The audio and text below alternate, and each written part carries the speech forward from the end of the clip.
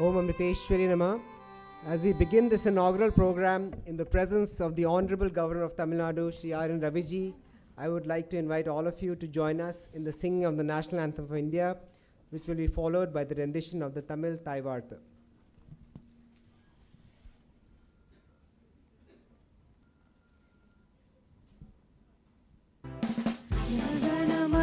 अधिनायक जय हे भारत भाग्य विधाता पंजाब सिंध गुजरात मराठा द्राविड उत्कल बंगा विंध्य हिमाचल यमुना गंगा उच्छल जलधि तरंगा तव शुभ नामे जागे तव शुभ आशीष मागे गाहे तव जय गाथा जन गण मंगलदायक जय हे भारत भाग्य विधाता जय हे जय हे जय हे जय जय जय जय हे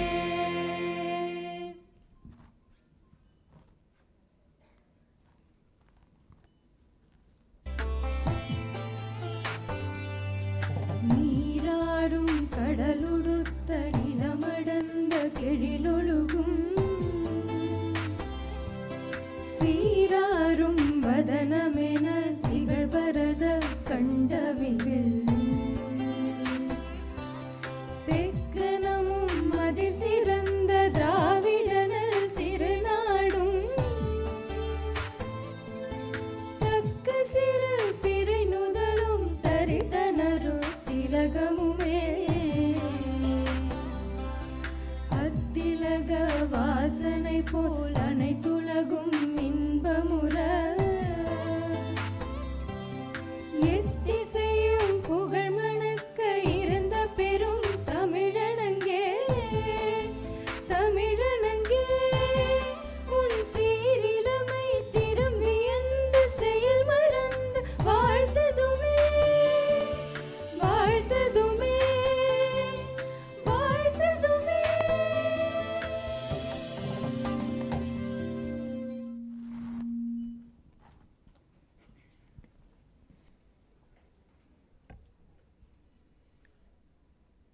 My humble salutations and pranams to Amma, Her Holiness Mata Amrita Nandamayi Devi, the C20 Chair, and my greetings, namaskarams, a warm welcome to the Honorable Governor, and all the distinguished civil society leaders, members of the C20 Secretariat, eminent government officials, and all the eminent personalities from across the world joining us today, here and online, on this momentous occasion of the inaugural ceremony of the C20 Technology and Security for One World Summit 2023 at Amrita Vidyapeetham, Ettimidai, Tamil Nadu, India.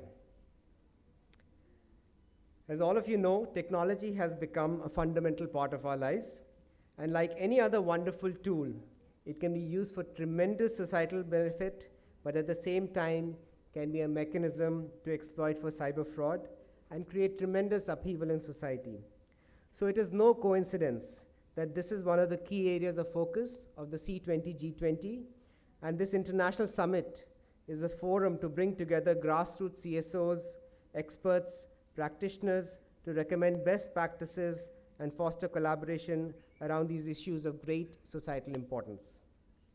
Under the visionary leadership of Prime Minister Modi ji as the G20 chair and the universal guidance of Amma, Mata Amrita Nandamayi Devi, the C20 chair, this is an extraordinary opportunity given to all of us to contribute to the development of civil society for the benefit of the most in need. Actually, it is so apt that we are all gathered here. India is at the forefront of technological innovation. And now, with the country having the world's largest population, it is where the impact will be felt the most as well. And this institute, the university headquarters of Amrita Vidyapeetham, is a testament to Amma's vision to build a world-class scientific institution. It started in this remote, obscure part of the country and has grown into the topmost private ranked university in India. In a short span of 20 years, with over 20,000 students and over 200 programs, it is indeed the best place to take this work forward. Now, on behalf of the C20 Secretariat, the C20 Core Committee, the C20 International Advisory Committee, and the C20 Steering Committee, I would like to request the Honorable Governor of Tamil Nadu, Shri R. N. Raviji, and Swami Amrita Swarupanandaji to lead all the eminent members on the dais to grace this ceremony with the lighting of the lamp.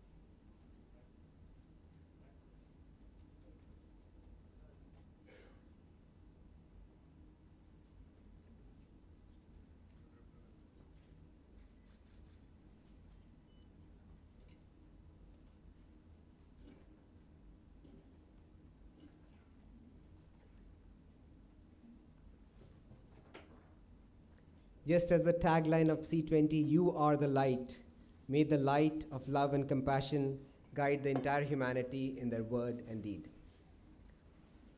I would now like to invite Dr. Priya Nair to invoke the divine's blessings with a prayer.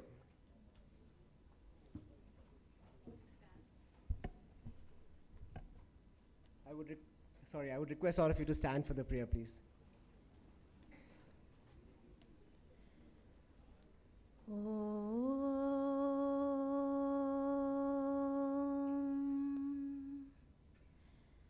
ध्यायामस्सु विभातभानुवदनां सान्द्रावबोधात्मिकां तत्त्वज्ञानविभूषितामभयदां तच्छब्दविद्योतिकाम्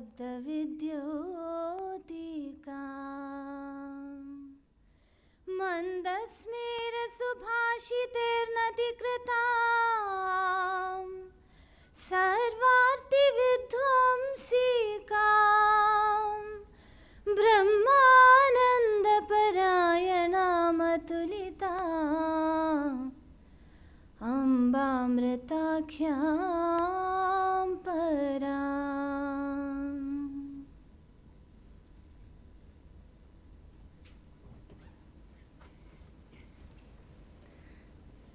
Now I would like to request Dr. Krishnashri Achyutan to welcome all our dignitaries.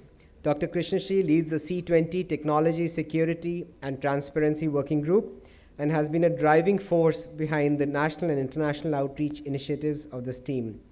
In addition to her C20 responsibilities, she is the Dean of Postgraduate Programs and also heads the Center of Cybersecurity Systems and Networks and the Amrita Technology Business Incubator at Amrita Vidyapeetham. Dr. Krishnashri.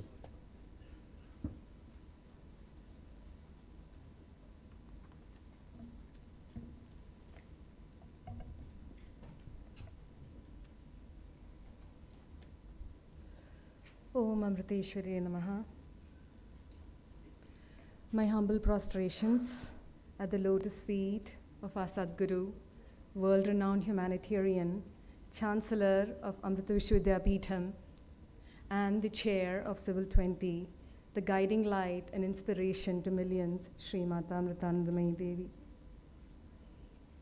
On behalf of the entire Civil 20 Technology, Security, and Transparency team, we are humbled and honored to welcome our distinguished guests on the dais and every one of you present here physically and online.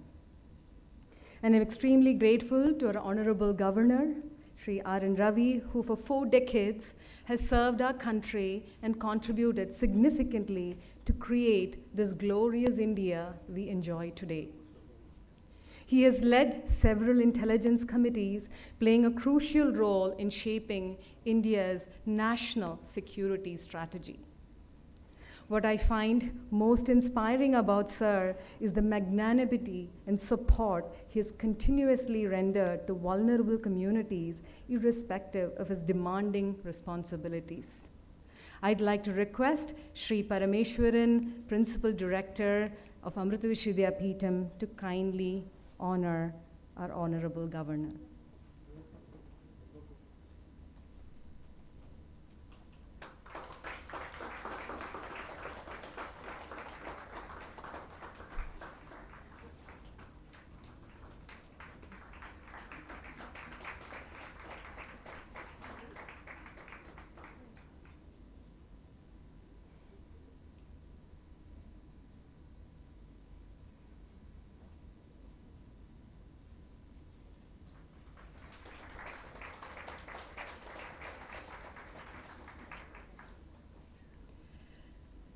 It is my pleasure to welcome Mr. Vilas Dhar, who's the President and Board of Trustees from Patrick McGowan Foundation, a renowned expert in technology to promote social good.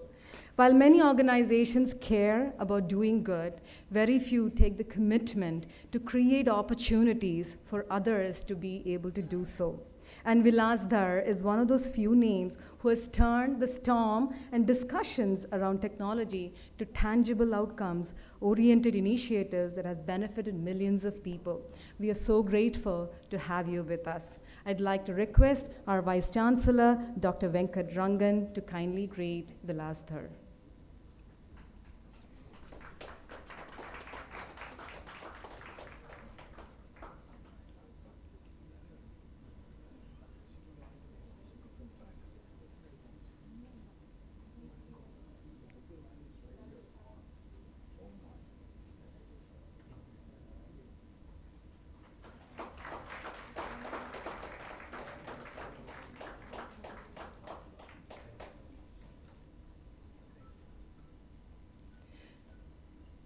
It is also an honor to have with us Dr. Rajesh Pant, National Cybersecurity Coordinator, Prime Minister's Office, Government of India, who's been instrumental in strengthening the cybersecurity infrastructure of our country and ensuring safety and security of our citizens. His tireless efforts and commitment to this cause are truly commendable. We are very grateful, sir, for having been here with us. Would like to request Ambassador Vijay Nambiar, sir, to kindly greet Dr. Pant.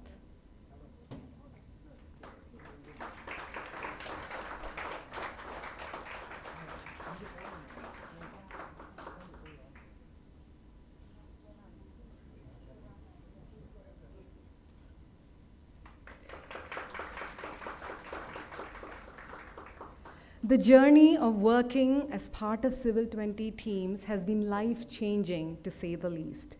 The force to explore uncharted territories for the cause of Civil 20 came directly from our Chancellor Amma and Pujya Swamiji, who is also the C20 Troika member, Vice Chairman of the Mata Amritanandamayi Mutt. His constant guidance made all the difference in attempting to make our humble work meaningful and impactful. We are so grateful, Swamiji, for everything. We request Sri Ram Ganapati to kindly greet Swamiji.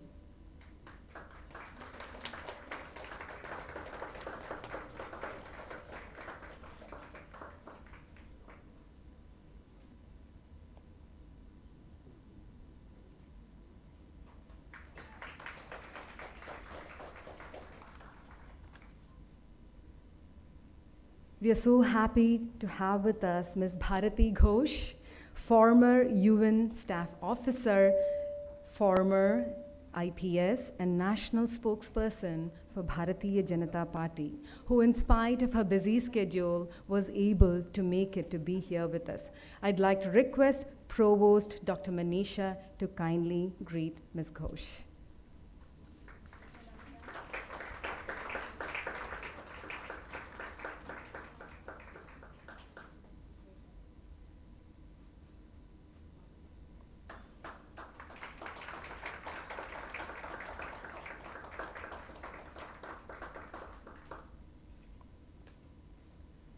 We are extremely grateful to Ambassador Vijay Nambiar sir, the Civil 20 Sherpa, and Vice Chancellor Dr. P. Venkatrangan for always steering us and helping us reach out to many important partners of our Civil 20 family, both within and outside India. Thank you, sirs, both for being here with us. I'd like to request Shankaran sir to kindly greet Ambassador Vijay Nambiar sir.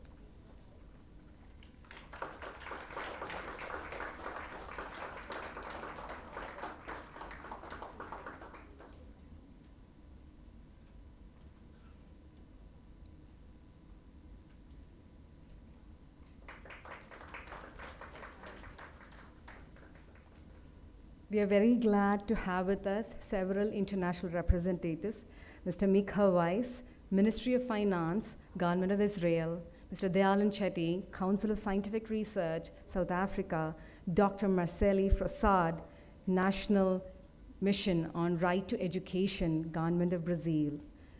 I'd like to request Dr. Shashangan, Ms. Alison Richards, and Mr. Satish Menon to kindly greet them.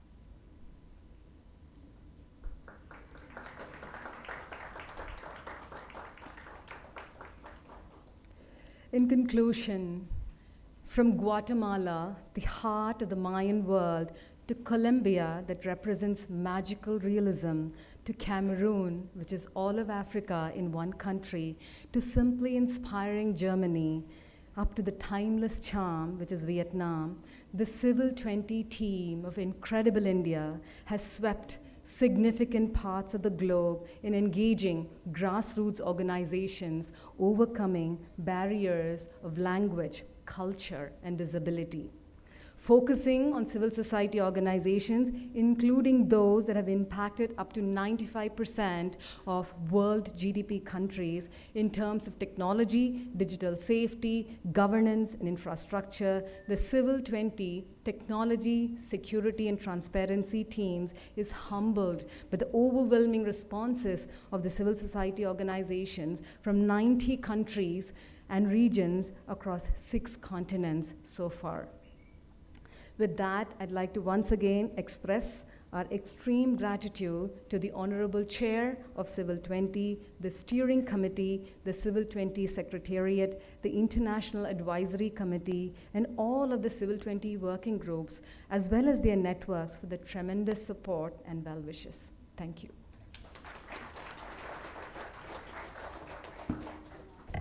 Thank you, Dr. Krishnaji, for that very warm welcome. Our next speaker hardly needs any introduction, but I will really try. Amma. Amma has personally embraced, listened to, and transformed the lives of 40 million people across the world. Amma is an extraordinary visionary and humanitarian who has touched almost all areas of human life.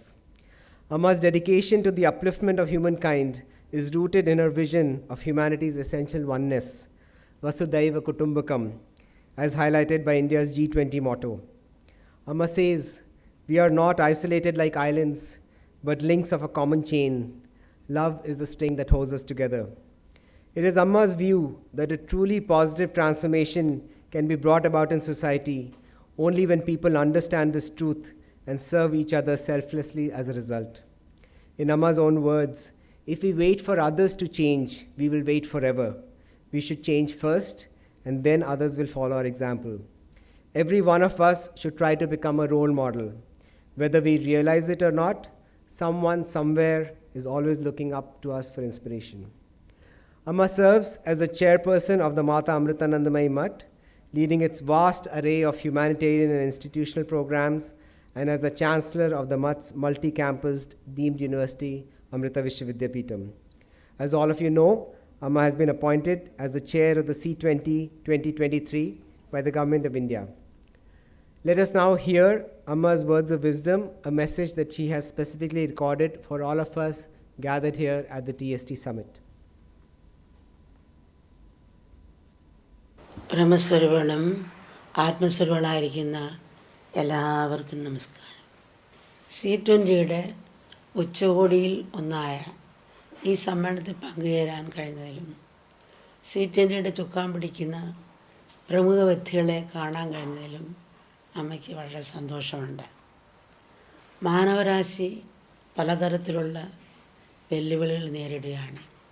ഒരുപക്ഷെ പ്രത്യക്ഷത്തിൽ കാണാനും അറിയാനും കഴിയുന്നതിനേക്കാൾ ഏറെ പ്രശ്നങ്ങൾ സൂക്ഷ്മതലത്തിലുണ്ടായേക്കാം. ഈ അവസരത്തിൽ മനുഷ്യന് രണ്ട് കാര്യങ്ങളാണ് പ്രധാനമായി ഉണ്ടാകേണ്ടത്: തിരിച്ചറിവും തിരുത്താനുള്ള മനസ്സുമാണവ. നിർഭാഗ്യവശാൽ പരീക്ഷയുടെ തലേദിവസം പഠിക്കാനുണ്ടാകുന്ന കുട്ടികളെ പോലാണ് മനുഷ്യൻ. കാര്യങ്ങൾ കൈവിട്ടു പോകും എന്ന അവസ്ഥ എത്തുമ്പോഴാണ് മനുഷ്യന് നല്ല ബുദ്ധി തോന്നുന്നത്. അപ്പോഴാണ് എന്തെങ്കിലും ചെയ്യണമെന്ന് ചിന്തിക്കുന്നത്. ശാസ്ത്ര സാങ്കേതികതയുള്ള കുതിച്ചുകയറ്റവും ഇൻ്റർനെറ്റിൻ്റെ ദുരുപയോഗവും അതുപോലെ വിദ്യാർത്ഥികളിൽ പഠനം പഠിക്കുന്ന ലഹരി വസ്തുക്കൾ, ഇതെല്ലാം കൂടി ഒരു സങ്കുചിതമായ പരിസ്ഥിതിയാണ് ഇന്നുള്ളത്. ഇതാണ് സാങ്കേതികവിദ്യയുടെ കാര്യമെടുക്കുക. അത് മനുഷ്യജീവിതത്തിൽ വലിയ പരിവർത്തനം സൃഷ്ടിച്ച്. പക്ഷേ അതിൻ്റെ ദോഷവശത്തെക്കുറിച്ച് ചിന്തിക്കുമ്പോൾ ഭാവിയെപ്പറ്റി ഭയം തോന്നുന്നു. മനസാക്ഷിയും മൂല്യബോധം എന്ന് പറഞ്ഞ ഒരു പുതിയ തലമുറ ഇവിടെ വളർന്നു വരുന്നു. അതുകൊണ്ട് പല രൂപത്തിലും അക്രമങ്ങൾ പെരുകുന്നു. ഒന്ന് വഴി നടക്കാനോ അല്ലെങ്കിൽ ഒരു കടയിൽ പോയി സാധനം വാങ്ങിക്കാനോ ഒരു ജോലി സ്ഥലത്ത് ജോലി ചെയ്യാനോ വീട്ടിൽ നിന്ന് കുഞ്ഞിന് മുലപ്പാൽ കൂട്ടാനോ മൂത്രമൊഴിക്കാനോ കുളിക്കാനോ എന്തിനു പറയുന്ന ഒരു മൂളിപ്പാട്ട് പോലെ പാടാൻ പോലും ഭയക്കണ്ടിരിക്കുന്നു. അത് നമ്മൾ ആധുനികരാണ്, നമ്മുടെ പരിഷ്കാരികളാണെന്ന് ബഹുമാനിക്കുകയും ചെയ്യുന്നു. പണ്ട് നമുക്ക് ശത്രുവിനെയും മിത്രനെയും തിരിച്ചറിയാൻ എളുപ്പമായിരുന്നു. ഇപ്പോൾ ശത്രു ആരാ മിത്രം ആരാന്ന് പറയാനാത്ത അവസ്ഥയാണ്. മിത്രം എപ്പോൾ ശത്രുവാകും, ശത്രു എപ്പോൾ ഏത് രൂപത്തിൽ ആക്രമിക്കുമെന്ന് അറിയില്ല. ഇത് പറയുമ്പോൾ അമ്മ ഒരു കഥ ഓർക്കുകയാണ്. ഒരിക്കൽ ഒരു ഗ്രാമത്തിൽ ഒരു ചട്ടമ്പി ഉണ്ടായിരുന്നു. അയാൾ എന്നും സന്ധ്യ ആകുമ്പോൾ ഒരു കവലയിൽ പോയിരിക്കും. അപ്പോൾ അതിൽ കൂടെ ആര് പോകട്ടെ അവരാക്രമിക്കും, പെണ്ണുങ്ങളെയും ദ്രോഹിക്കും, ആണുങ്ങളെ പിടിച്ച് പറിക്കും, തല്ലും. ഇത് കാരണം ആ വഴി ആരും പോകില്ല, വേറെ വഴി പോയാണ് കാര്യങ്ങൾ സാധിക്കുന്നത്. ഒരു ദിവസം പെട്ടെന്നൊരു വാർത്ത കിട്ടി, ഇദ്ദേഹം മരിച്ചു എന്ന്. കുറച്ച് നാൾ കഴിഞ്ഞിട്ട് അപ്പം ഒരു പത്രക്കാരൻ വന്നു. ഇവരെ കണ്ട് സംസാരിക്കാനുണ്ടായി. പണ്ടൊക്കെ സ്ത്രീകൾ മാത്രമാണ് സന്ധ്യയ്ക്ക് ശേഷം പുറത്തിറങ്ങാത്തത്. ഇപ്പോൾ പുരുഷന്മാരെയും കാണുന്നില്ല. എന്താണെന്ന് ചോദിച്ചു. ഇവിടെ ഒരു ചട്ടമ്പി ഉണ്ടായിരുന്നു. ഈ ചട്ടമ്പി പണ്ട് ജീവിച്ചിരുന്ന കാലത്തറിയാം അയാൾ ഏത് കവലയിൽ എവിടെ ആയിരിക്കുന്നെന്ന്. അതുകൊണ്ട് ഞങ്ങൾക്ക് വഴിമാറിപ്പോയി കാര്യങ്ങൾ നടത്താൻ പറ്റി. അപ്പോൾ അയാളുടെ പ്രേതമാണ് ഞങ്ങളെ ആക്രമിക്കുന്നത്. പ്രേതത്തിന് പ്രത്യേകിച്ച് രൂപമില്ലല്ലോ, എപ്പോഴെങ്ങനെ എവിടെ വെച്ച് ഏത് രൂപത്തിൽ നമ്മളെ ആക്രമിക്കുമെന്ന് അറിയില്ല. മാത്രമല്ല ഇപ്പം മരിച്ച് സൂക്ഷ്മരൂപിയായി. അതിന് ശക്തി കൂടുതലാണല്ലോ, ശക്തി കൂടുതലാണെന്നാണല്ലോ പറയുന്നത്. ഇതുപോലെ പുതിയ പുതിയ കണ്ടുപിടുത്തങ്ങൾക്കും പരിഷ്കാരങ്ങൾക്കൊക്കെ ഇതുപോലൊരു ദോഷവശമുണ്ട്. പ്രത്യക്ഷത്തിൽ കാണാനും അറിയാനും കഴിയുമായിരുന്ന പ്രശ്നങ്ങൾ സ്ഥൂലത്തിൽ നിന്നും സൂക്ഷ്മത്തിലേക്ക് മാറി ഒന്നുകൂടി ശക്തമായി. സാങ്കേതികവിദ്യയുടെ പ്രയോജനം വളരെ വലുതാണ്. മനുഷ്യൻ്റെ ജീവിത സൗകര്യങ്ങൾ വർദ്ധിച്ചു. ഒപ്പം സാങ്കേതികവിദ്യയുടെ ദുരുപയോഗവും വർദ്ധിച്ച് അപകടങ്ങളും വരികയും. അതുകൊണ്ട് പുതിയ കണ്ടുപിടുത്തങ്ങൾ മനസ്സിലെത്തിക്കുന്നതിന് മുമ്പേ അതിൻ്റെ ദോഷവസ്ഥയെക്കുറിച്ച് ആഴത്തിൽ പഠിക്കണം. പുതുമ പഴമയെ ചവിട്ടി മതിക്കരുത്. രോഗം വന്ന് ചികിത്സിക്കുന്നത് നല്ലതല്ലേ, രോഗം വരാതെ സൂക്ഷിക്കുമെന്ന് പറഞ്ഞ് കേൾക്കാറുണ്ടല്ലോ. പുതിയ കണ്ടുപിടുത്തങ്ങൾ പുതിയ പ്രശ്നങ്ങൾ സൃഷ്ടിക്കും. അത്തരം പ്രശ്നങ്ങൾ സമൂഹത്തിൽ നിരന്തര തലവേദനയാകുന്നതിന് മുമ്പ് അതിൻ്റെ പ്രതിവിധികൾ കണ്ടെത്തണം. അപകട സാധ്യതയെക്കുറിച്ച് മനസ്സിലാക്കണം. ലോകത്തിൽ നല്ലതും ചീത്തയായ അനുഭവങ്ങളുണ്ടാകും. രണ്ടും ആത്മപരിശീലനത്തിനുള്ള അവസരമായി നമ്മൾ എടുക്കണം. പല നിറത്തിലും ആകൃതിയിലുള്ള പുഷ്പങ്ങൾ കൊണ്ട് കൊടുത്ത മനോഹരമായൊരു പൂമാല പോലെയാണ് ലോക ജനത. നാനാത്വവും വൈരുദ്ധ്യവും അതിൻ്റെ സൗന്ദര്യവും സൗരഭ്യമാണ്. ഇവയുടെ ആരോഗ്യമായൊരു മേളനം മനുഷ്യ സംസ്കാരത്തിന് ആവശ്യമാണ്. ഏതെങ്കിലും ഒരു രാഷ്ട്രത്തിനോ വംശത്തിനോ മതത്തിനോ മാത്രമായി ഈ ലോകത്ത് നിലനിൽപ്പില്ല. കാരണം ഈ ഭൂമി എല്ലാവർക്കും വേണ്ടിയുള്ളതാണ്. ഇത് പറയുമ്പോൾ ആയിരക്കണക്കിന് സംഭവം എല്ലാം പറയാം. പ്രധാനമന്ത്രി ധാരാളം പ്രോജക്റ്റുകൾ വെച്ചിട്ടുണ്ട്, ഒത്തിരി മാറ്റങ്ങളും വരുത്തിയിട്ടുണ്ട്. നമ്മുടെ ഒരു അവയർനെസ് കൊടുത്താൽ മതിയെന്ന് തോന്നുന്നു അമ്മയ്ക്ക്. എന്നാലും നമ്മൾ ശ്രദ്ധിക്കേണ്ടതുണ്ട് എന്നുള്ളതാണ്. ചിലയിടത്ത് കറണ്ട് വന്നു, പക്ഷെ വോൾട്ടേജ് കുറവാണ്, അതുകൊണ്ട് അവർക്ക് ഫലമില്ല. നമ്മൾ തന്നെ ചില ഗ്രാമത്തിൽ ചെറിയ ചെറിയ ലൈറ്റുകൾ കൊടുത്തിട്ടുണ്ട്. നമ്മൾ ചില ഗ്രാമത്തിൽ സോളാർ വെച്ച് കൊടുത്തു, അപ്പോൾ അവർക്ക് ഇമ്പ്രൂവ് ഉണ്ട്. ചില ഗ്രാമത്തിൽ നമ്മൾ നദിയിൽ നിന്ന് തന്നെ കറണ്ട് ഉണ്ടാക്കി അവർക്ക് കൊടുത്തിട്ടുണ്ട്. അപ്പോൾ എല്ലായിടത്തും ഈ ട്രാൻസ്ഫർ വേണ്ട കോടിക്കണക്കിന് രൂപ ചിലവാണ്. ചിലപ്പോൾ അത്രയൊക്കെ പൈസ കൊണ്ട് തന്നെ ഇത്രയും ഗ്രാമങ്ങളിൽ സോളാർ വയ്ക്കാൻ സാധിക്കും. അത് വയ്ക്കുന്നത് നല്ലതായിരിക്കും. വെച്ച് കൊടുക്കുന്നത് ഓരോരുത്തർ ദത്തെടുത്തിട്ടോ അല്ല ഗവൺമെൻറ്റോ വെച്ച് കൊടുക്കുന്നത് നന്നായിരിക്കും. ഇപ്പം അടിയന്തരമായിട്ടുണ്ടാകേണ്ടത് ഉൾക്കാഴ്ചയുള്ള നല്ല മാർഗദർശികളാണ്. യുദ്ധത്തിൻ്റെ ഭാഷ സംസാരിക്കുന്നവരല്ല, സമാധാനത്തിൻ്റെ പ്രവാചകരെയാണ് ആവശ്യം. വിയോജിപ്പിക്കുകയും വേടിപ്പിക്കുകയല്ല, യോജിപ്പിക്കുകയും ഒന്നിപ്പിക്കുകയാണ് ചെയ്യേണ്ടത്. ബുദ്ധി കത്രിക പോലാണ്, ഹൃദയം സൂചി പോലാണ്. കത്രി കൊണ്ട് വെട്ടി സൂര്യൻ്റെ തച്ചിലെ ധരിക്കാൻ പറ്റുള്ളൂ. ബുദ്ധിയുടെ സ്ഥാനത്ത് ബുദ്ധി വയ്ക്കുക, ഹൃദയത്തിൻ്റെ സ്ഥാനത്ത് ഹൃദയം. ഹൃദയം ഒരു പാറച്ചുരുട്ട് പോലാണ്. അത് തുറന്നില്ലേ നമുക്ക് തന്നെയാണ് അപകടം. എല്ലാ ഭേദങ്ങളെയും ഒന്നിച്ചു ചേർക്കുന്ന ഒരു ഹൃദയവിശാലത നമുക്ക് ഉണ്ടാകട്ടെ.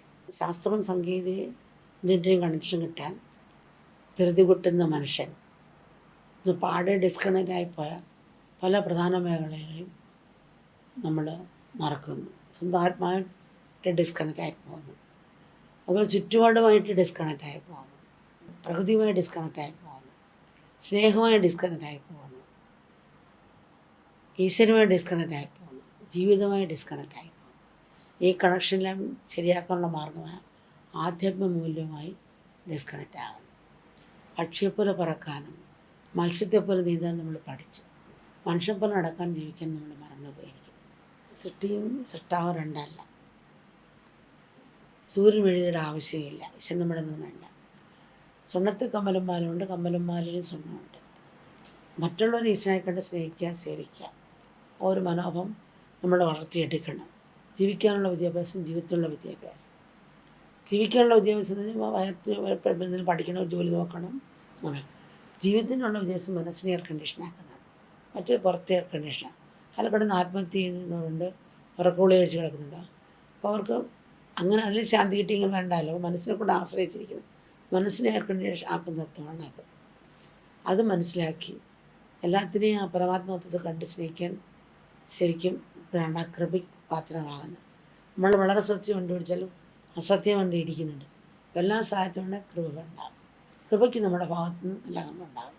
ഈ പ്രപഞ്ചത്തിനൊരു താളമുണ്ട്. ഈ വിശ്വത്തിനും അതിലെ സകല ജീവികൾക്കും തമ്മിൽ അഭേദ്യമായ ബന്ധമുണ്ട്. പരസ്പരം ബന്ധപ്പെട്ട് കിടക്കുന്ന നെറ്റ്വർക്കുകളാണ് ഈശ്വരൻ. 4 പേര് ചേർന്ന് പിടിച്ചിരിക്കുന്ന വരണ്ട കോണുകളിൽ ഒരു ചലനം ഉണ്ടാകും. അതിൻ്റെ തരങ്ങൾ എല്ലായിടവും പ്രതിഫലിക്കും. അപ്പോൾ നമ്മൾ അറിഞ്ഞോ അറിയാതെയോ ഒറ്റയായ കൂട്ടമായോ ചെയ്ത എല്ലാ കർമ്മങ്ങളും ഈ വിഷമാകുന്ന വരയുടെ കോണിൽ പ്രതിഫലിക്കുന്നുണ്ട്. അതുകൊണ്ട് അവരും മാറി നമ്മൾ മാറാൻ പറ്റില്ല. അവർ മാറിയില്ലെങ്കിൽ നമ്മൾ മാറിയാൽ ഈ മാറ്റം കൊണ്ടുവരാൻ സാധിക്കും. പണ്ടും ഇന്നും എന്നും ഭാരതമണ്ണിൻ്റെ മന്ത്രം ലോകമേ ഒരു തറവാട് എന്നുള്ള ഈ സത്യം മാതൃകാപരമായ ലോകത്തിന് കാട്ടിക്കൊടുക്കാൻ കിട്ടിയ മഹത്തായ അവസരമാണ് C20യുടെ നേതൃത്വ സ്ഥാനം. പ്രധാനമന്ത്രി ശ്രീ നരേന്ദ്രമോദിയുടെ നേതൃത്വത്തിലുള്ള സർക്കാർ ഏറ്റെടുത്ത ഈ സംരംഭം ലോക ജനതയെ മാറി ചിന്തിക്കാൻ പ്രേരിപ്പിക്കുന്ന ഒന്നാകട്ടെ. ആ പരിവർത്തനത്തിന് പുതിയൊരു ദീപനാളം നമുക്കിവിടെ തെളിയിക്കാം. അതിനുള്ള ലോകമെമ്പാടുമുള്ള എണ്ണമറ്റ പ്രകാശനാളങ്ങൾ രാജ്വല്യമാകട്ടെ. G20 എന്ന ഈ മഹായജ്ഞത്തിൻ്റെ ശങ്കുലനാളം ലോകമെമ്പാടും സ്പന്ദിക്കട്ടെ. അടഞ്ഞ മാനവ ഹൃദയങ്ങളെ അത് മലർക്കെ തുറക്കട്ടെ. അതിൻ്റെ പ്രകാശം ലോകമെമ്പാടും മറക്കട്ടെ. കൃപ മക്കളെ അനുഗ്രഹിക്കട്ടെ.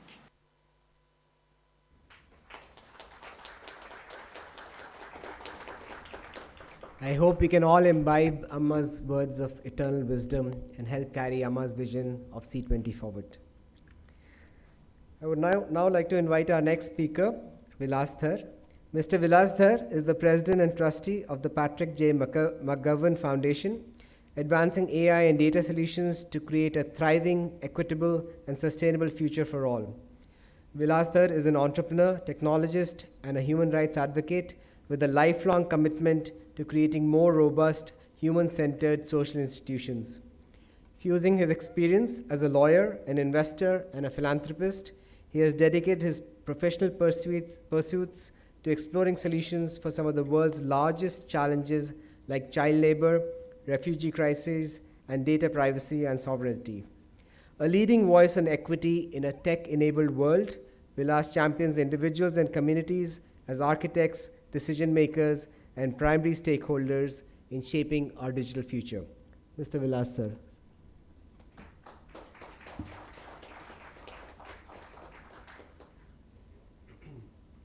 Good morning, everyone.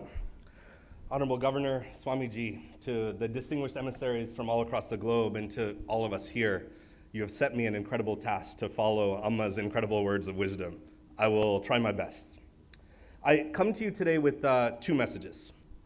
The first, one of an exuberant and hopeful optimism about the world that we could create.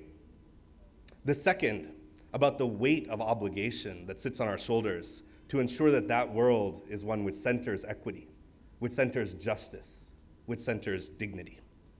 I'd like to tell you these two stories and think together about how we might advance this vision of the world. The first, and let me say it bluntly, I am an incredible optimist about the possibility of technology. We see it every day in new advances in artificial intelligence, in the ways that we connect, that we communicate, that we inspire, that we shape shared stories. We're just beginning to see this transformation. We're beginning to see how civil society organizations can reconnect to their beneficiaries, how institutions of power can build new relationships with those that they communicate with, that businesses and consumers can find new ways of engaging. I've seen incredible artworks. I've seen engagement on spiritual issues. I've seen poetry and literature created not by technology, but by humans, using these tools to expand their own creativity, their innovation, their aspiration. I'm excited for the world that's possible if we build these tools in ways that make us more human. But the story of transformation we're talking about today is not a transformation of technology. To stop the conversation there would be a huge pity.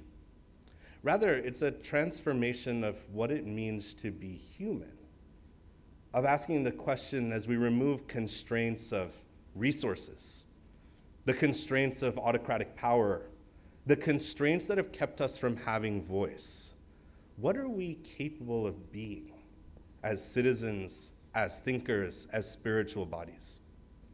I think often of the fact that when I first learned to engage with technology as a child, I had this same exuberant optimism that I'm sharing today. I loved it. I loved every little part of it. I loved to use these tools. I loved to build them. I loved to explore what was possible. And I'll tell you that when I was 10, 11, 12, growing up in the United States, but as a person of Indian origin, I would come back here to India, and I would sit with my grandfather, a person who towers in my imagination truly as a person who centered social justice first. But he was also a very kind and curious person, and I would sit next to him, and he would say, "Come and sit with me and show me what these technologies are capable of." A man with a third-grade education, who had seen the creation of modern India, who had traveled around the world but always centered in his home, would ask me so many questions. He wanted to learn, he wanted to know what these tools could do.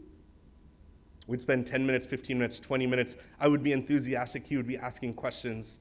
And yet I knew inevitably that conversation would come to a particular point. And he'd be done with his questions and have only one more. And I knew it was the most important one. He would look at me and say, "This is amazing. This is spectacular. This is amazing what humanity can create. But tell me how it will change the lives of the people in my community. The teacher in the school next door, the farmer down the road, the Guruji who's trying to sustain and build the welfare of an entire population. How do these tools you are so excited about affect their lives?" I've held that question with me my entire life, and coming here, I think of it almost every moment. That as aspirational as we might be about the tools and technologies we create, they come with an obligation to ensure that what we build isn't merely built for its own sake, but built because it changes our capacity to live good, fulfilling, and faithful lives. And so I share with you a few obligations that we might consider as a matter of shared purpose as we think about civil society in a transforming world. The first, to hold always the obligation that tools are not built for their own purpose, but are built because they transform human activity. And we have a choice to make. Do we want that transformation to be one about profit, about the maximization of optimization, or do we want it to be one that sustains human values? That again goes back to inspiration and creativity, to aspiration, to the idea that together we can do good in this world. I ask you to consider an obligation to remember what it is that makes us great, the cultural wisdom of thousands of years, of indigenous peoples, of shared practice, of spiritual leaders, that shape for us a sense of shared values, of shared identity, of what it means to be a good person, to live a life of faith, to live a life of fulfillment. And a third obligation that fits quite nicely, even as we hold true to those principles, to be open to the possibilities of what our transformation might look like. If we were capable of more, how would we shape our energy, our pursuits? How would we shape regulation and policies, certainly? But how would we shape the very ways that we engage with these tools? The ways that we bring them into our lives, into our communities, the ways that we apply them to think about questions as challenging as a global climate crisis, or making sure that every person in their community has access to dignified and meaningful health care. These obligations together come with one last one, which is there is no possibility for us to sit back and say these decisions will be made by technologists or by policymakers. The call and the urgency of the moment is for civil society to step forward, to take ownership of the fact that technology is just one element of a transforming society around us, that our role as civil society organizations is to stand for justice, to stand for equity, to stand for a vision of a future that's possible. And so I leave you with this thought, not merely one of what's possible because of the tools we build today, but rather what if we change the question to the society we want to build and built the tools that would enable us to get there. Thank you so much. I'm looking forward to the conversations in the next few days.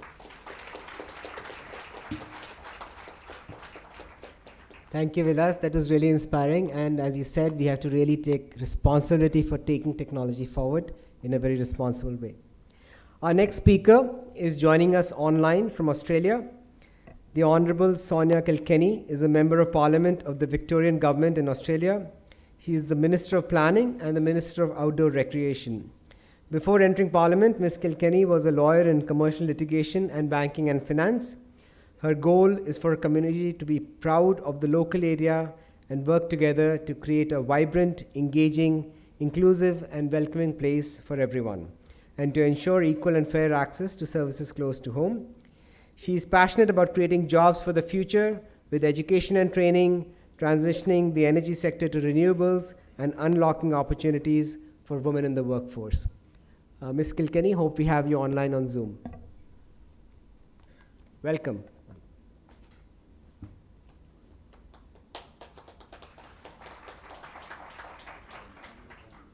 Ma'am, we are not able to hear you, so let me just make sure that you are not muted.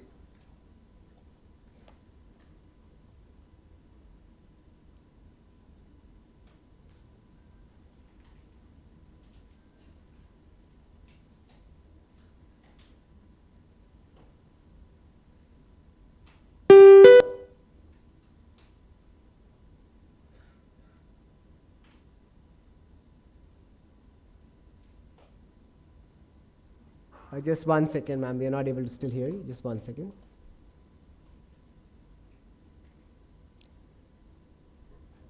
Could you please say something so that we can check?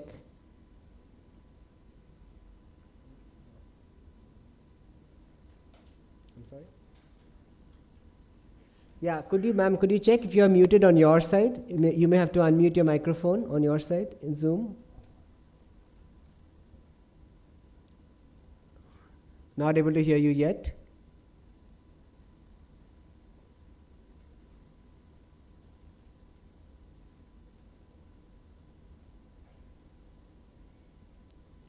Not yet, ma'am.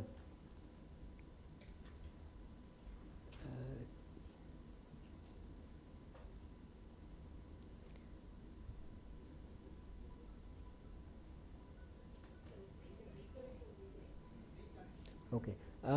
Ms. Kilkenny, I would request if you can log out and reconnect again.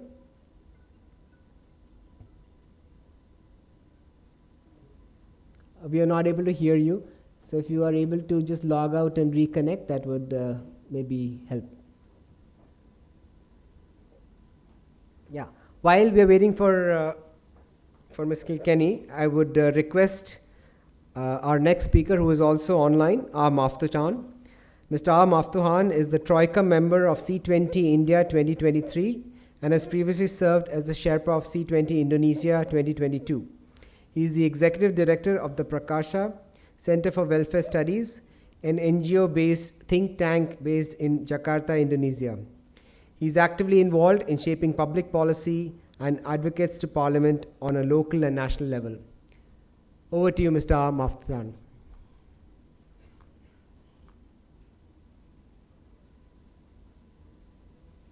Okay. Mr. Maftuchan has not joined yet, so let us try with Ms. Kilkenny one more time, please.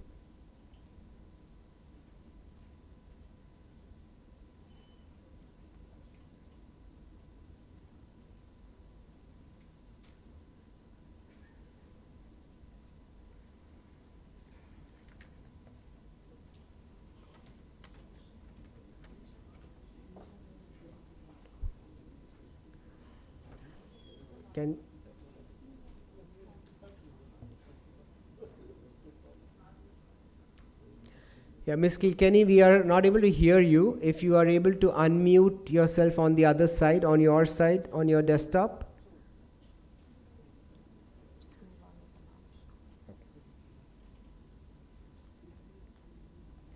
Okay, we will get that sorted out in a few minutes, so let us proceed with the rest of the program. Our next event is the launch of Tactics. As the CSOs are focused on many impactful societal initiatives, in many cases, they themselves become victims of cyber fraud and data and financial theft. At this international summit, we are launching a training and capacity building program, as well as a platform named Tactics, Technology Advancement and Capacity Building Training Initiatives for Civil Society Organizations to equip you with the knowledge and skills to stay safe and secure in this digital world. I would like to request our esteemed guest, Lieutenant General Dr. Rajesh Pant, to formally launch this wonderful training initiative, sir. So I'd request you to launch the video that initiates the program. In today's fast-paced world, staying up to date with the latest technologies is essential to succeed in your mission. More importantly, protecting yourself and your organization in the digital world is equally critical. Look no further than our technology advancement and capacity building training initiatives for civil society organizations, or Tactics, an initiative of Civil 20 Technology, Security and Transparency Working Group.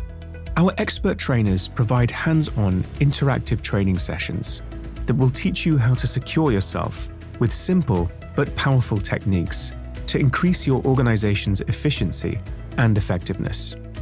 Topics that you will learn through these sessions include preventing cyber risks, protecting yourself and your organization's data, online safety and security for young children, as well as open source tools.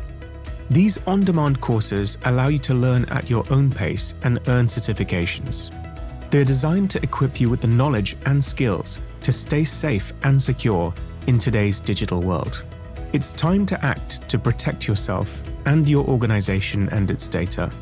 Don't let technological barriers hold you back from achieving your mission. Join our technology advancement and capacity building training initiatives today and take your organization to the next level. Learn from tactics and enhance your experience with technology.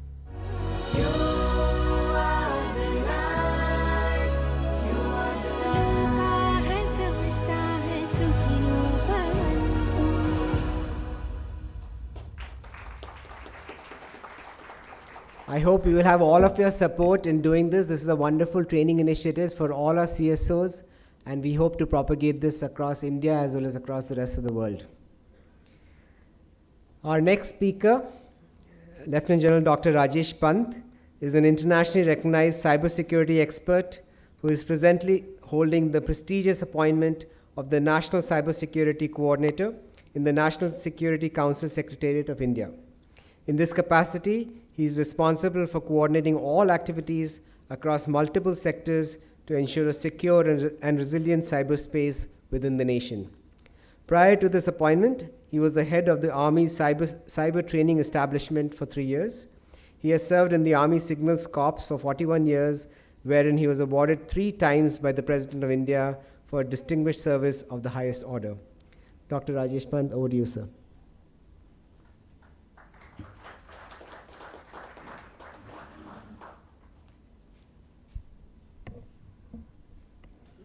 Honorable Governor Shri Ravi, dignitaries on the dais, ladies and gentlemen, boys and girls in the audience, a very good morning to all of you.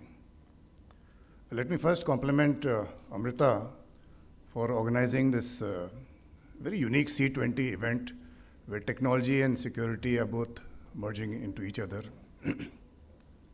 We just heard Amma saying that humanity is living in a time of challenge these days, and we must find solutions to our problems.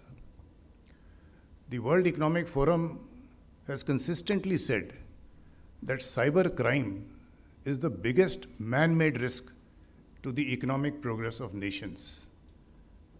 And you'll be surprised to know that the estimated loss last year was $6 trillion US, which is almost twice the GDP of our nation, India. This is due to a number of reasons. One is that at the international level, there is a lack of regulations and jurisdictions. Unfortunately, even in the United Nations, it took the UN 20 years to come out with 11 non-binding norms of responsible behavior by states in cyberspace. The first UNGG, that is a group of government experts, was held in 2002, and finally last year it has been accepted by the General Assembly. The second problem is that there is a lack of attribution. If you ever get a chance to come to Delhi, and we have a National Informatics Center there where they have a huge wall like this with a global map, which is supposedly supposed to display from where the attacks are coming, you find that 40% of the so-called attacks are coming from mainland US. But that is not the case. It is only showing you the last IP address from where the attack is coming to India.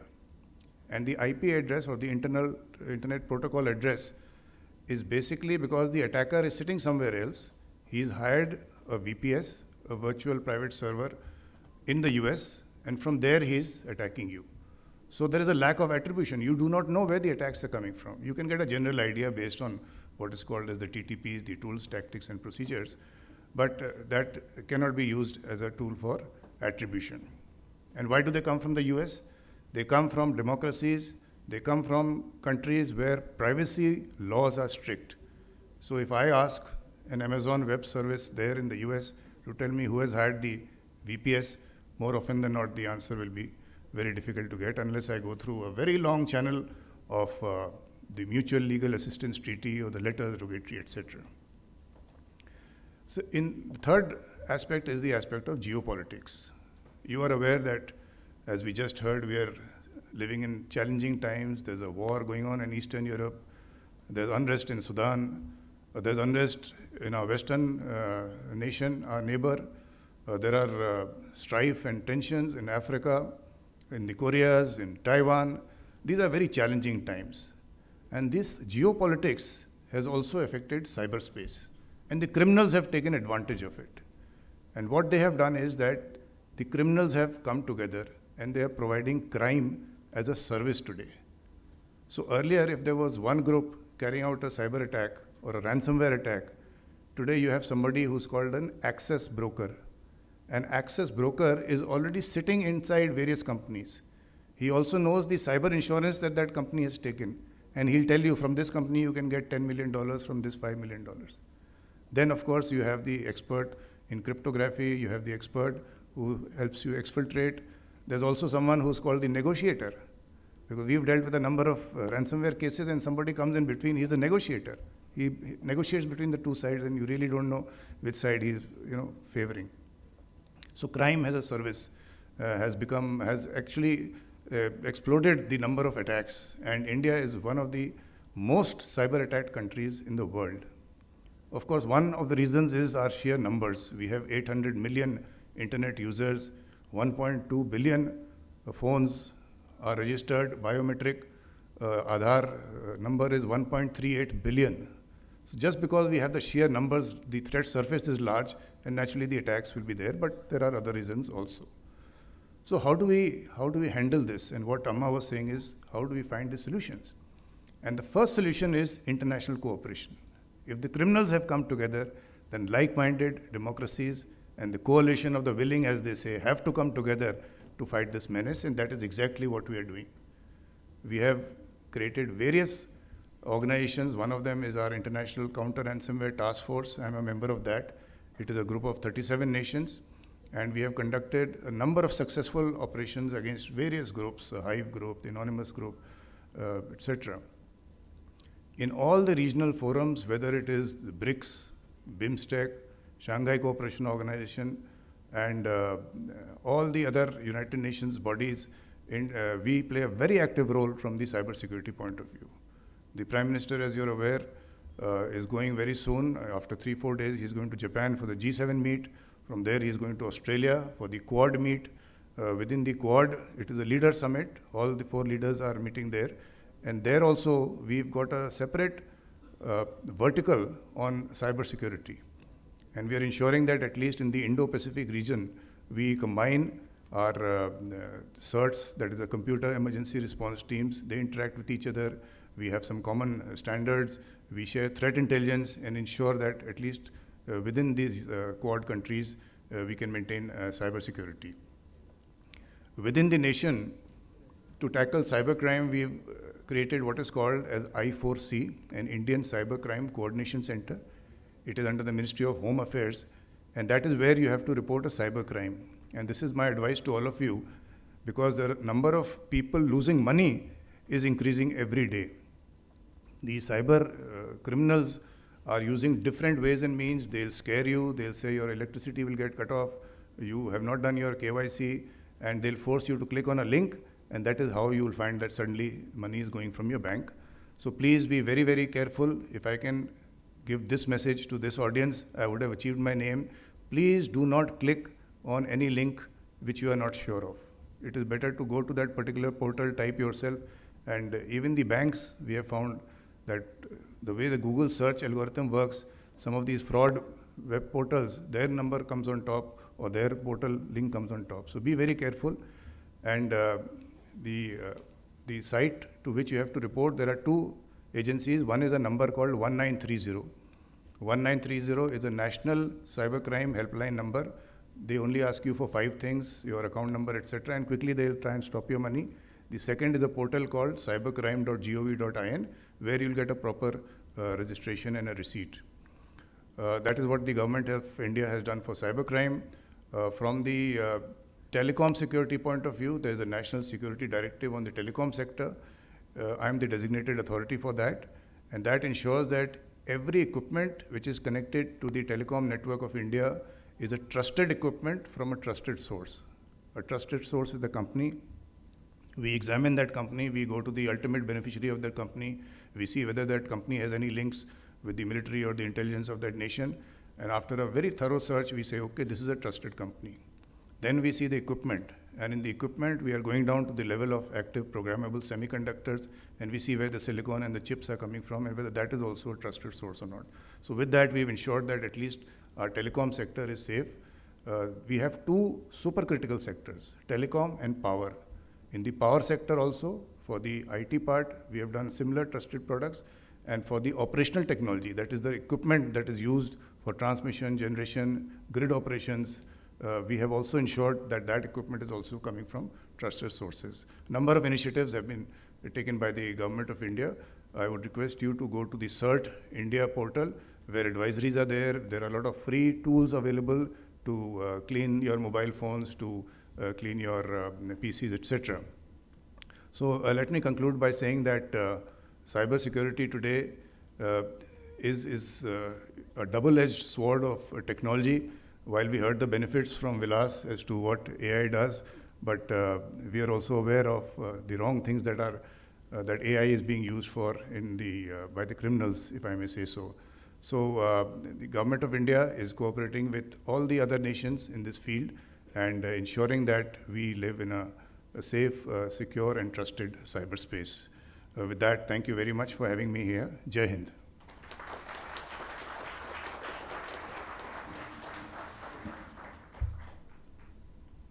Thank you so much, sir, and it was really gratifying to hear the seriousness by which the government is taking these initiatives forward, and we would really love to have your support and encouragement as we do similar things in civil society.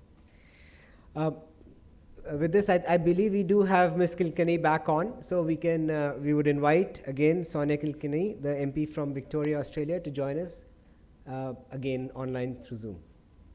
Go ahead, ma'am. Thank you. You can hear me this yes, time. We can hear you. Thank you so much. Excellent. I was saying it's an absolute pleasure to be able to join with you today. And of course, I'm across the globe. And the wonders of technology, despite a few hiccups, means that I'm able to participate. And I'd like to acknowledge and thank the Civil 20 working group of the G20 for the invitation. I acknowledge all dignitaries and attendees today. As is custom in my country, I would like to acknowledge that I'm speaking to you from Melbourne, Australia, which is located on the traditional lands of our Bunurong people. The Bunurong people are of the Kulin Nation, the first peoples of Australia, and I pay my respects to their elders past and present. As you heard, my name is Sonia Kilkenny and I'm a member of the Legislative Assembly in the Parliament of Victoria. I've been a member since 2014. And I'm the Minister for Planning in the Andrews Labor State Government. Today, in line with your theme on the impact and power of technology and empowerment, I'd like to speak with you just a bit about my role as Minister for Planning and the really crucial and growing role of technology and AI in helping to plan and shape our future cities. My role as Planning Minister is about creating a future for communities in my state of Victoria that responds to the challenges facing all of us at the moment. And of course, that's population growth, housing affordability, climate change and action, and the need for sustainability. The way we design and plan our cities has such a profound impact on our quality of life, our social interactions, our environmental footprint, and of course, our economic prosperity. So my aim is to create a future for my state of Victoria that realises the opportunities of that population growth by ensuring that future generations, future communities can grow equitably with affordable housing in sustainable and thriving neighbourhoods with good access to public transport, services, schools, universities, hospitals, and of course, jobs. We want everyone to share in our economic development and prosperity. So it's both a challenge and an opportunity that my portfolio of planning actually impacts all communities across Victoria with all of their diversities, whether it's gender, cultural, ability, socioeconomic, and of course across all government activity as well. And it's the choices we make about land use and development have very clear social, environmental, and economic impacts. And these choices require strong leadership from government, delivered in partnership with industry, with NGOs, communities, and of course our First Peoples. What we've seen post COVID-19, my city of Melbourne is now actually the largest city in Australia. We're at 5.8 million, and whilst that might not seem large to many people, certainly in the Australian context, it is large, and Melbourne is the largest. We are actually expected to reach about 9 million people by 2051. As many of you may know, Melbourne is ranked one of the most livable cities in the world, but Melbourne is not built for 9 million people. So we have to make really smart choices about how we grow as a city and as a state. In the past, what we tended to do was look to our urban fringes to accommodate that population growth. But what we've seen now is that infrastructure has just not kept up with that pace, and communities on our urban fringes are actually being left behind. And it's having a gender impact as well. So we know if Victoria is to remain equitable, livable, sustainable, we cannot continue along this path. So we need to plan better and smarter. And we're using technology to help us to do this. We're embracing technology to help us plan our future cities. So with technology, we're able to make more informed, data-driven decisions. We can do things faster and more effectively. But it also means we can empower and respond to more diverse communities, give those communities voice and standing in planning our future cities. So, for example, using technology, we can better analyse the demographics and social patterns of our cities. We can design public spaces that promote cohesion, improve safety and accessibility, and a real sense of community. Here in Victoria, we have created what's known as a digital twin of our state. So imagine being able to fly over a 3D model of Melbourne, visualise a new precinct, walk through a future train station or transport hub, or position a new building into a virtual model of our city. That's what we've got, and it's called Digital Twin Victoria. And this platform is the most comprehensive digital model ever assembled for Victoria. It brings together more than 4,000 local, state and national data sets, including 2D, 3D and live data. It's just one piece of the Digital Twin Victoria platform and program, but it's already helping our policymakers, our planners, builders to revolutionise how we plan and manage our built and natural environments. So we can model scenarios, we can preview major infrastructure programs, and importantly, engage directly with communities in the planning process.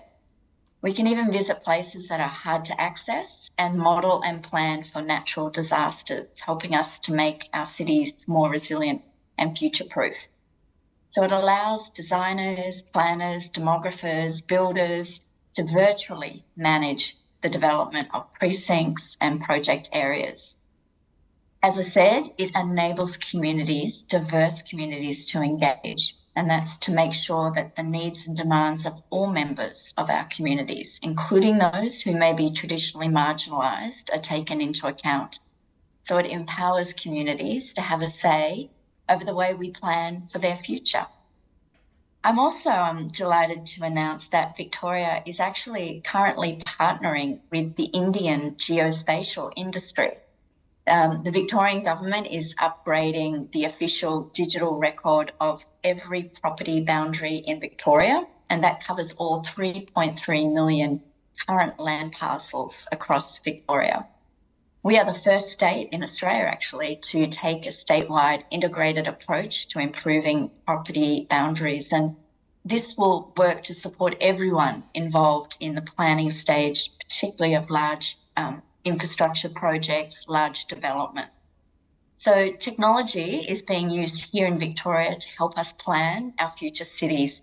It's more important than ever that we can accommodate our population growth and make sure that we're able to deliver affordable homes in really well-serviced locations. It's also important that our homes now are going to be sustainable, that we minimise our environmental footprint. So just in conclusion, I would like to say that I really see the power of technology and planning to shape our cities and create positive social impact and community empowerment is immense. So by leveraging technology to collect and analyse data, we can build sustainable and inclusive cities, create resilient communities, and most certainly work to create a better future for ourselves and future generations. But of course, as we know, technology, it's just a tool, and it's up to each of us as leaders, planners, policymakers, students. It's up to all of us to ensure that the technology is used in ways that actually benefit and empower everyone and promote the common good. So thank you for inviting me today. I commend you all on your important work and the contribution I know you will be taking to the G20. Thank you for having me. Thank you, Ms. Kilkenny, and it was really inspiring to hear all the great use of technology that you're doing in Melbourne, trying to take community forward. I would like to invite Mr. Maftuhan. I think he's online as well, the Troika member from Indonesia. Let us hear from Mr. Maftuhan.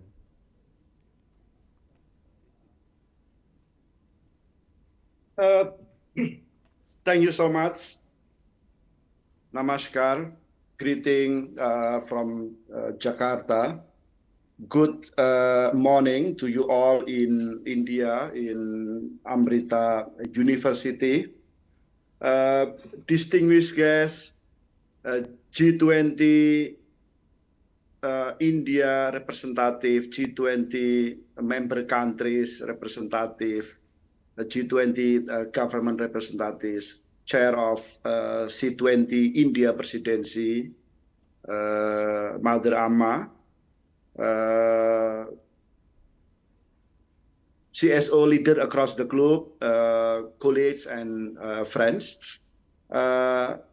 As a troika of Civil 20 India 2023, I would like to thank to the working group of technology, security, and transparency of C20 India Presidency 2023, as well as the member organization of this working group for hosting these great events. I would like also to thank to distinguished speakers, and once again, congratulations to you all that we have a good collaboration how to strengthen the current policies on technology, security, and how to strengthen also the access of technology for common people. Let me start with the idea of the establishment working group on technology, security, and transparency.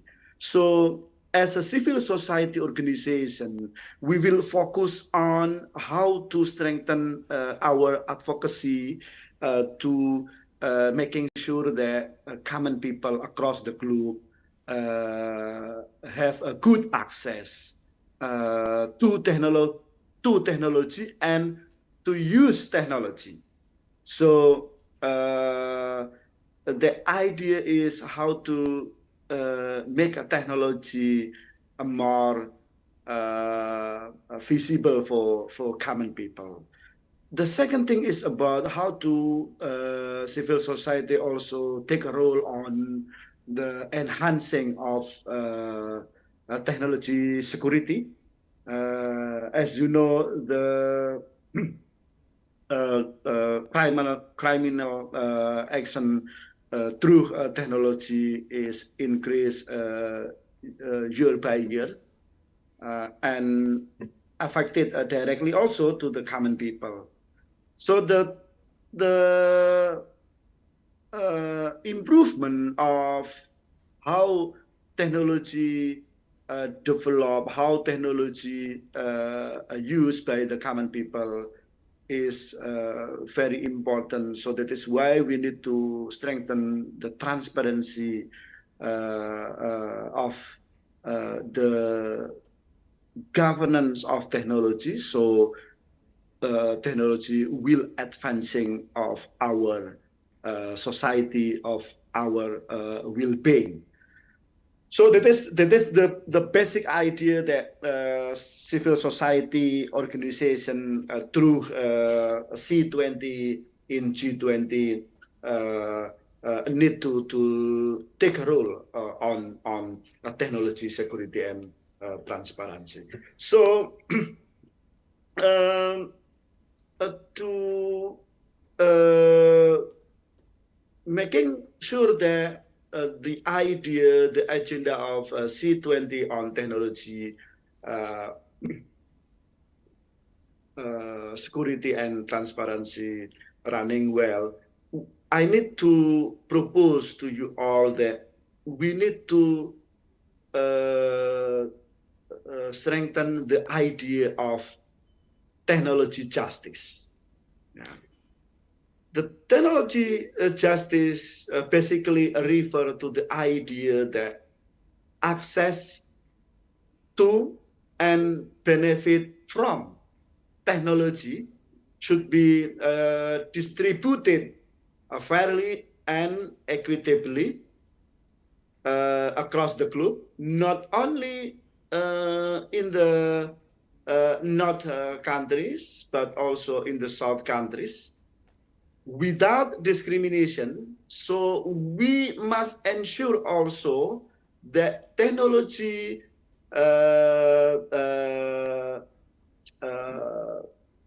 friendly for person with disability, for example, friendly for people that not have higher education background, for example, and so on. So the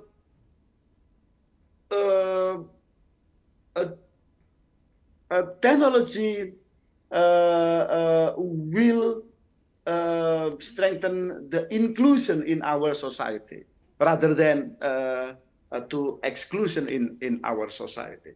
So it is very important that technology must use to strengthen social inclusion. So the second thing is about we as a civil society organization also have a role to strengthen our work on technology security and transparency, especially on technology, because as we know, our previous experiences, usually we work on a direct intervention to community, to empower community, and so on. But it is not sufficient enough for today, because the digital revolution is speed up, growing yearly, and that is why, as a civil society organization, we need to work on technology sector. So how we as a civil society make our skill increase on technology. So reskilling is needed for us as a civil society leader and activist. So we can also use technology to optimizing our current work in society. So the concept of technology justice closely linked to broader notion of social justice and human rights. So if we advocate a community on economics rights, for example, it will be linked with technology. How technology take a role on economic sector in the community level. So advocates for technology justice will make sure that access to technology as a basic human right. So in this seminar today, I will underline that technology is basic human rights, because all aspects of our society today is completely connected with technology, is completely use technology. We use our smartphone for a business, for education, etc. So that is important that technology is human rights. So let us discuss more detail how to translate technology as a basic human rights in our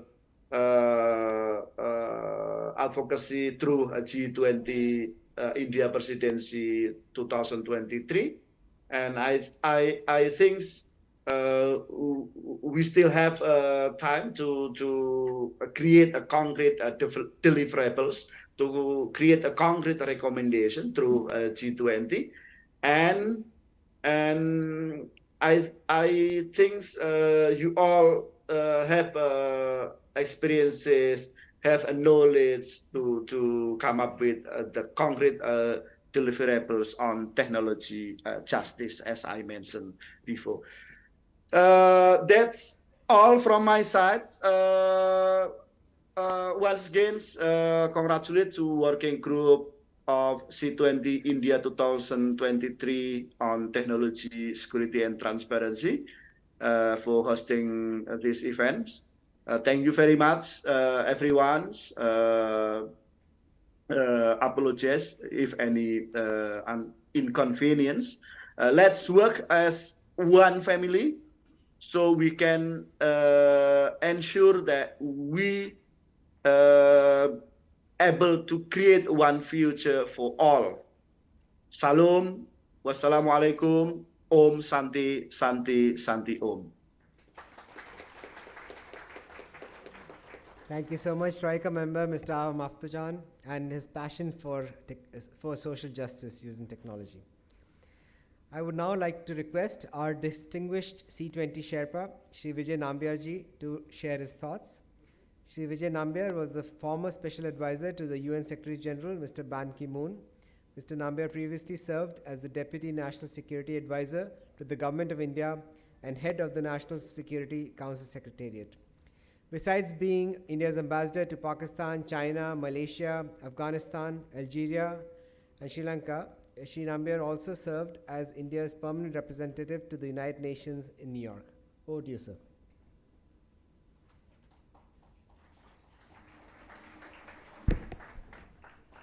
Thank you. The Honorable Governor of Tamil Nadu, His Excellency Mr. R.N. Ravi, Sampuja Swamiji, Amrit Swarupanandaji, distinguished personalities on the stage as well as in the audience, ladies and gentlemen, I'm honored to be present and participate in this summit conference on technology, security, and transparency. In fact, even before this inauguration, I was present at a workshop of Udaharans, and I was absolutely amazed, in fact overwhelmed, by the sheer breadth and expanse of the subject that you have taken on at this conference.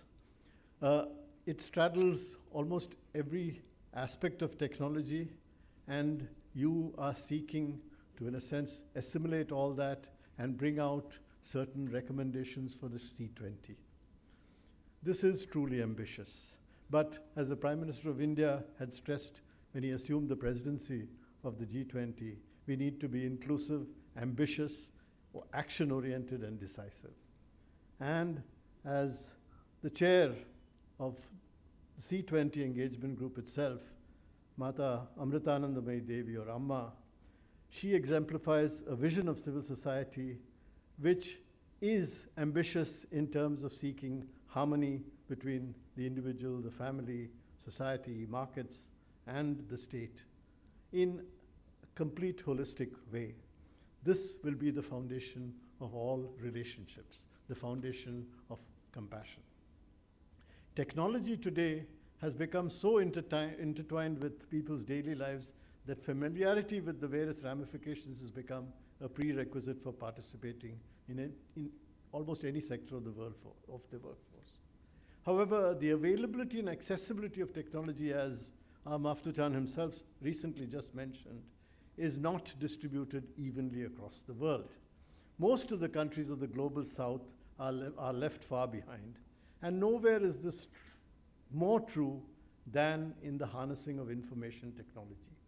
Recognizing the importance of bridging the digital divide, the 2021 G20 Leaders Declaration in Rome stated that sustainable investment in quality digital infrastructure can reduce this gap, and they pledged to promote universal and affordable connectivity access by 2025 to create what they call an inclusive digital future. In fact, in Davos just this year, two of our central ministers talked about the impressive strides India had made in the provision of public goods globally, despite the difficulties imposed by the pandemic, and they ascribed their success to what has been described by them as the tenacity of technology, the audacity of governance, and the resilience of society. I think interesting words, and I think it is being proved every day in India today. But beyond accessibility and availability today, technology that was built to alleviate problems faced by human beings are now being steadily weaponized, as in fact General Pant just spoke of. He talked about 6 trillion. In fact, Davos also talked about the estimated cost by 2025 to be around 10.5 trillion. The spread of disinformation through the social media is causing division worldwide. From disinformation around medical issues relating to the pandemic, to disinformation around political conflicts, these issues are causing serious harm to individuals and adversely affecting socio-political stability within nations. This working group has held a series of public consultations in the form of webinars, policy dialogues, under various sub-themes, including combating disinformation, innovative technology management, values and ethics in technology, multilingual internet, while maintaining continuity with the recommendations from previous C20 policy decisions. The working group is highlighting wide-ranging roles and responsibilities of civil society to inform and promote effective policy making. General Pant talked about the UN Secretary General's roadmap for digital cooperation. Despite the laudable efforts made so far, in practice, most developing countries, and in fact, most other countries too, have sought to leverage technology for economic and commercial gain across the world's market, while also looking at new and innovative technological solutions for enhancing public services. This is inevitable, but it does not gainsay the need for better social participation and digital inclusion, improving digital literacy, digital sovereignty and interoperability, the use of modular structures, common standards, open software sources, as well as human-centered systems and innovative technologies. In India, it has been almost, since 2015, we've had Digital India, which has actually centered on digital infrastructure as core utility, governance and services on demand, and digital empowerment of citizens. Over the years, we've seen huge progress being made in each of these areas, from the provision of digital identities, lifelong online and authenticable for every citizen, provision of mobile phones and bank accounts, easy access to common service centers, shareable private space. It also means now improving ease of doing business and making financial transactions cashless. In all these areas, we are witnessing in India a huge progress in terms of seamless availability of services to all our citizens. And that will help the country realize very swiftly the goal of digital empowerment of the citizenry. Obviously, all this is not coming without risks of the sheer advance of this technology. And as General Pant has mentioned, there are major caveats that we need to look at. AI technologies are today very much part of the current conversations.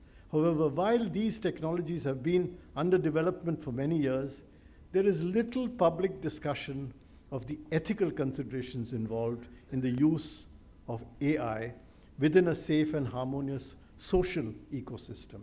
Already, there are several challenges and problems that the use of AI may raise, and significant issues are being raised internationally about bias and discrimination, reflecting human bias and systemic inequalities. This could lead to inaccurate, inequitable, and unfair decisions that could grievously affect whole sets of vulnerable communities. Are we moving too fast in these areas without fully understanding their wider ramifications? Most importantly, don't we need at least to find ways to locate and assign liability with specific parties for damages or harms that may result from the use of AI tools? And do we not have to ensure accountability as well as protection of the rights and interests of users as well as the general public? These are some of the items of conversation that will, in fact, mark the highlight of the subsequent plenaries that you have. And as you try to find new best practices and udaharans of practical application worldwide, I wish you success in terms of all your efforts. Thank you.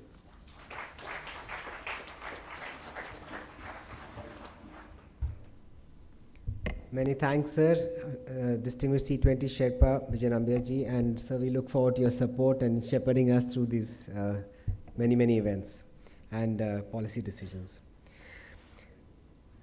I would not, sorry about this. I have a special announcement to make. We are actually thrilled to announce in the C20 Group's partnership with How Women Lead, an NGO from the United States, to deliver joint programs designed to develop women's leadership skills for CSOs and NGOs. How Women Lead is a national organization in the US of top executive women focused on activating their individual and collective power to influence the change they want to see in the world through leadership, investment, and philanthropy. Together, How Women Lead and the C20 Engagement Group will coordinate to share best practices, technology, and life skills for aspiring women leaders for the world, starting in India and then across the world. I would like to request Ms. Alison Richards from Intel US to present this formal declaration to our C20 Sherpa, Shri Vijay Nambiarji. I would also like to request Ms. Bharati Ghosh, W20 India 2023, to please be on the stage along with Sri Vijayambia ji. So this is the launch of our partnership with How Women Lead.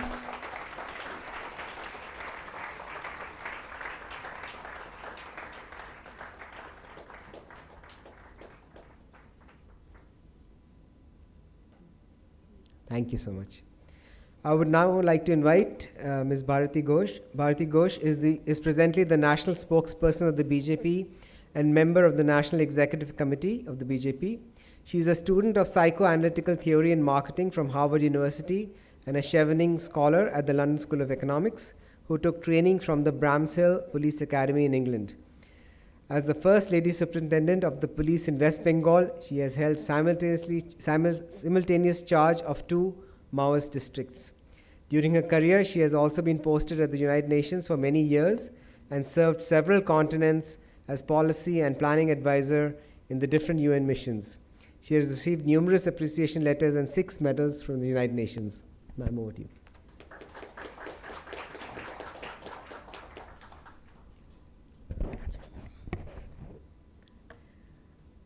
Vanakkam, Vanakkam, Vanakkam. Namaskaram to all of you, respected ladies and gentlemen. Namaskaram to His Excellency Sir Thiru R.N. Ravi, the Honorable Governor of Tamil Nadu. My pranam to Swami Amrita Sarupananda ji, pranam Swami ji. Namaskaram to all distinguished and eminent personalities on the stage. Namaskaram to all of you, and my little brothers, sisters, my children at the end of this hall. And thank you, C20 India, for inviting me to be present here in the midst of such distinguished change makers from different parts of the world. Great thinkers, great contributions to this policy dialogue on technology and security. As I stand here in Amritashari Hall today, I feel the very powerful presence of Amma. I feel her love, I feel her compassion for humanity, I feel her spiritual and divine strength and her special powers to heal.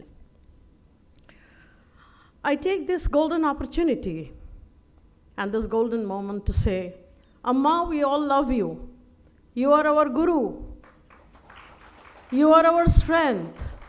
And this very moment, when the world is facing great challenges to humanity, we need your blessings every day.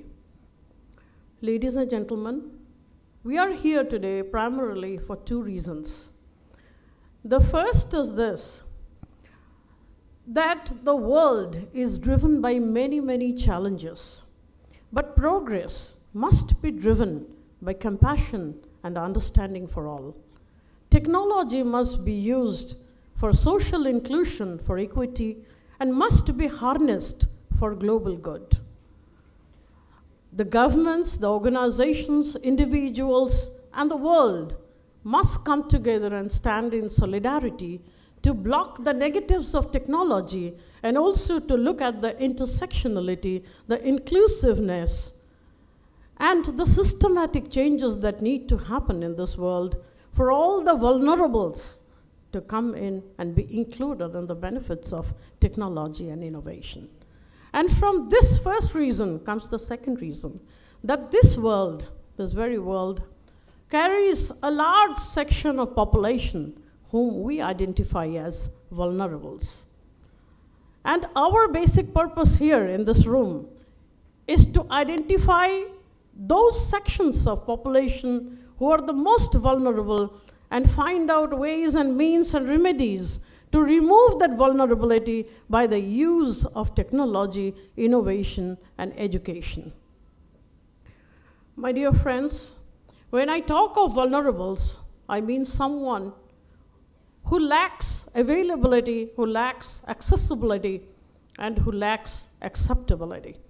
A vulnerable is one who is discriminated in private and public sphere, whose capacities are permanently or temporarily incapacitated or undermined to prevent his participation or her participation as an equal actor in the society, one who is deprived from equal share of resources and benefits, one who is a victim of violence, or who is constantly in fear of being attacked or is insecure, one who is a victim of crisis and has to live or is compelled to live a life without dignity, one who is a victim of gender gaps, maybe in pay, in employment opportunities, in digital literacy, in other words, an unequal partner in a society which speaks of equality. And our aim today, as we stand here in this hall, is to remove the vulnerability by education, innovation, and technology. Because these are the instruments which take us towards gender equality and removal of vulnerability, and the acceleration process, because these are accelerators. The acceleration process starts with more and more involving this vulnerable population, the weaker sections, the downtrodden, the women, the girls, in leadership roles, in participation, in decision-making, in the community governance structures, in STEM education, so on and so forth. You will be shocked to know that as we stand here in Afghanistan, the whole population of women lives in darkness. They're completely erased from public life. They're cut off from the outer light of society. As we stand here, the global level of discrimination in the family is 44%, 1% in Switzerland, and reportedly 92% in Bahrain. As we stand here, 90% of the countries in the world have at least one legal barrier to women owning properties, receiving inheritance, and or opening bank accounts. As we stand here, at 49% of the global female labor force, participating rate 27% less than that of men. As the world moves towards digital poverty and the gap becomes wide, the biggest hit is that of women and girls. The executive director of UN Women says that it would take 286 years to achieve gender equality. Should we wait for that?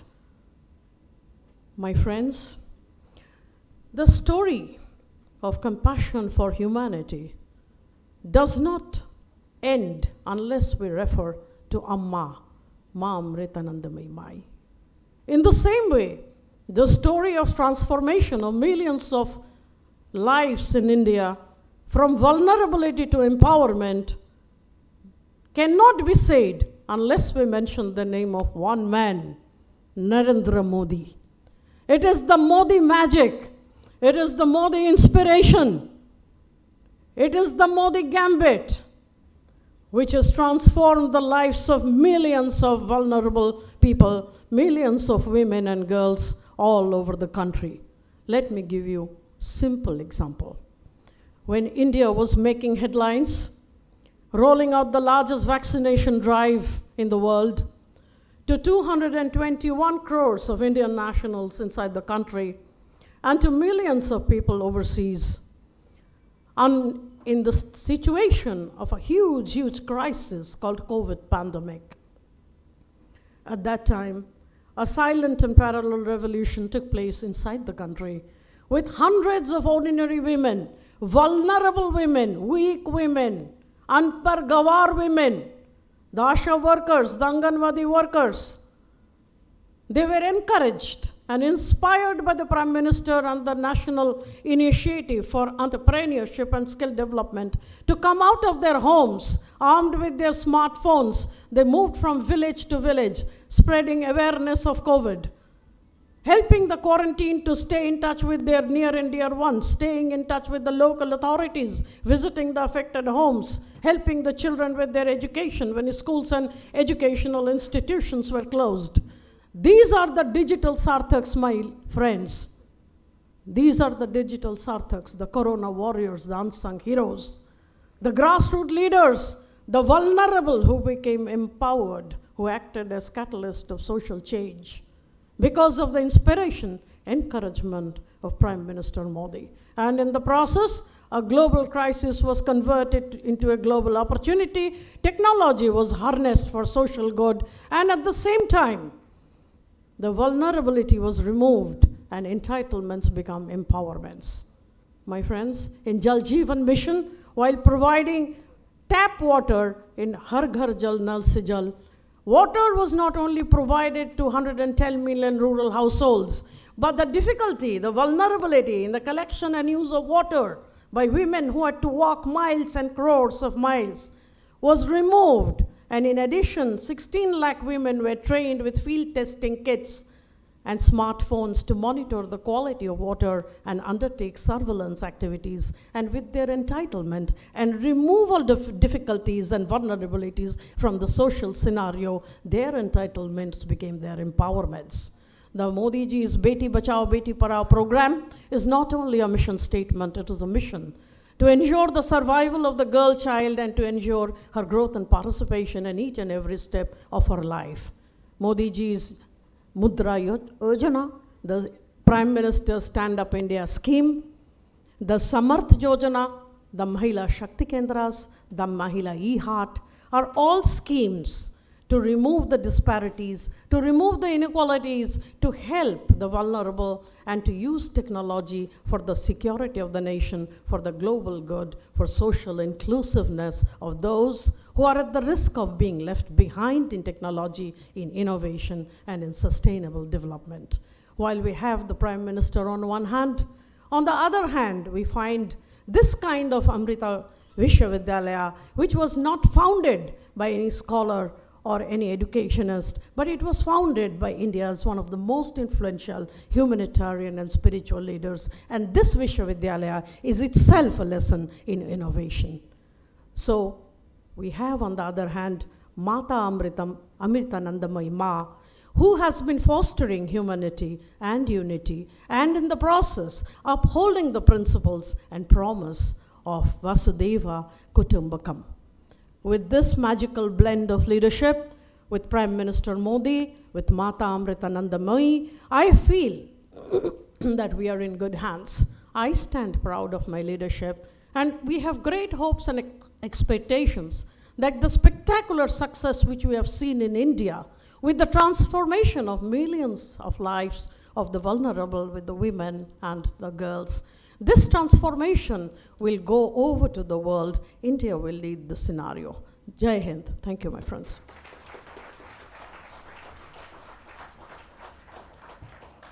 Thank you, ma'am. Very passionate words, and we really take those to heart. Now let me humbly invite our beloved Swami Amrita Sarupananda ji to come and guide us on this occasion. As the senior most disciple of Amma, the vice chairman of the Mata Amrita Nandamayi Mutt, and the president of Amrita Vishwa Vidyapeetham.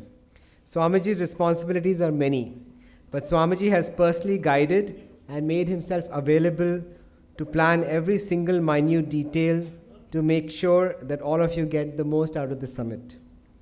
Swamiji, as you all know, is a wonderful singer, has composed hundreds of bhajans, is a very well-known, powerful orator, but for us and for all of you, he's like a friend, a mentor, a guide, all rolled in one. Swamiji is also part of the Troika of C20. Swamiji pranams.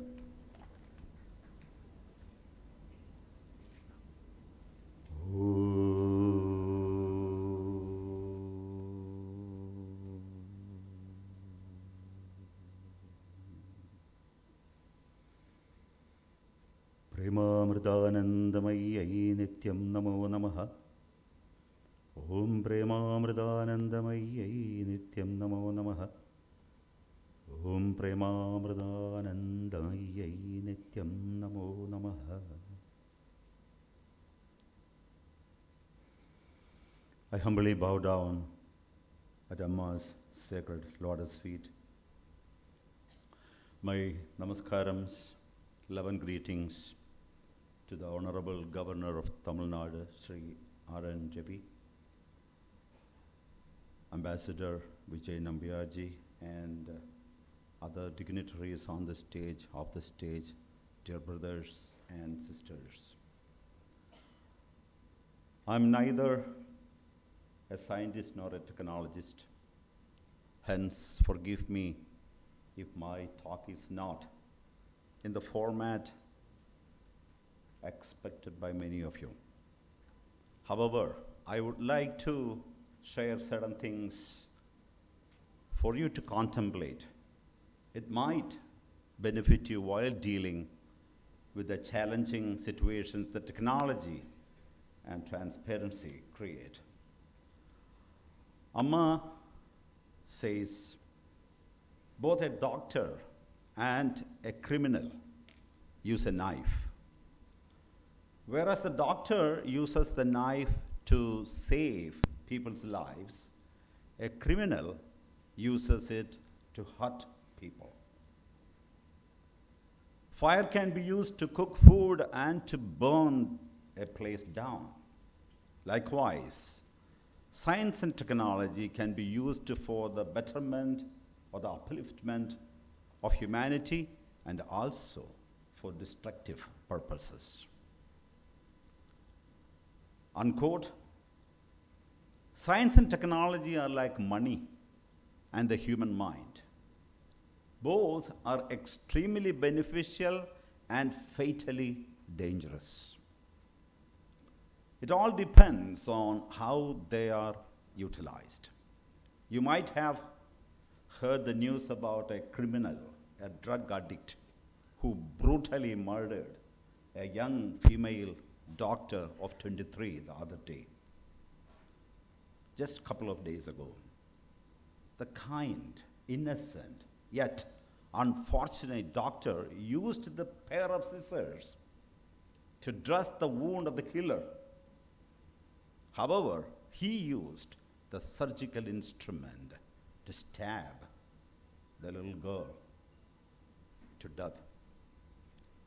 In a like manner, science and technology can become a threat to humanity if they are handled by people who lack understanding, compassion, and discernment.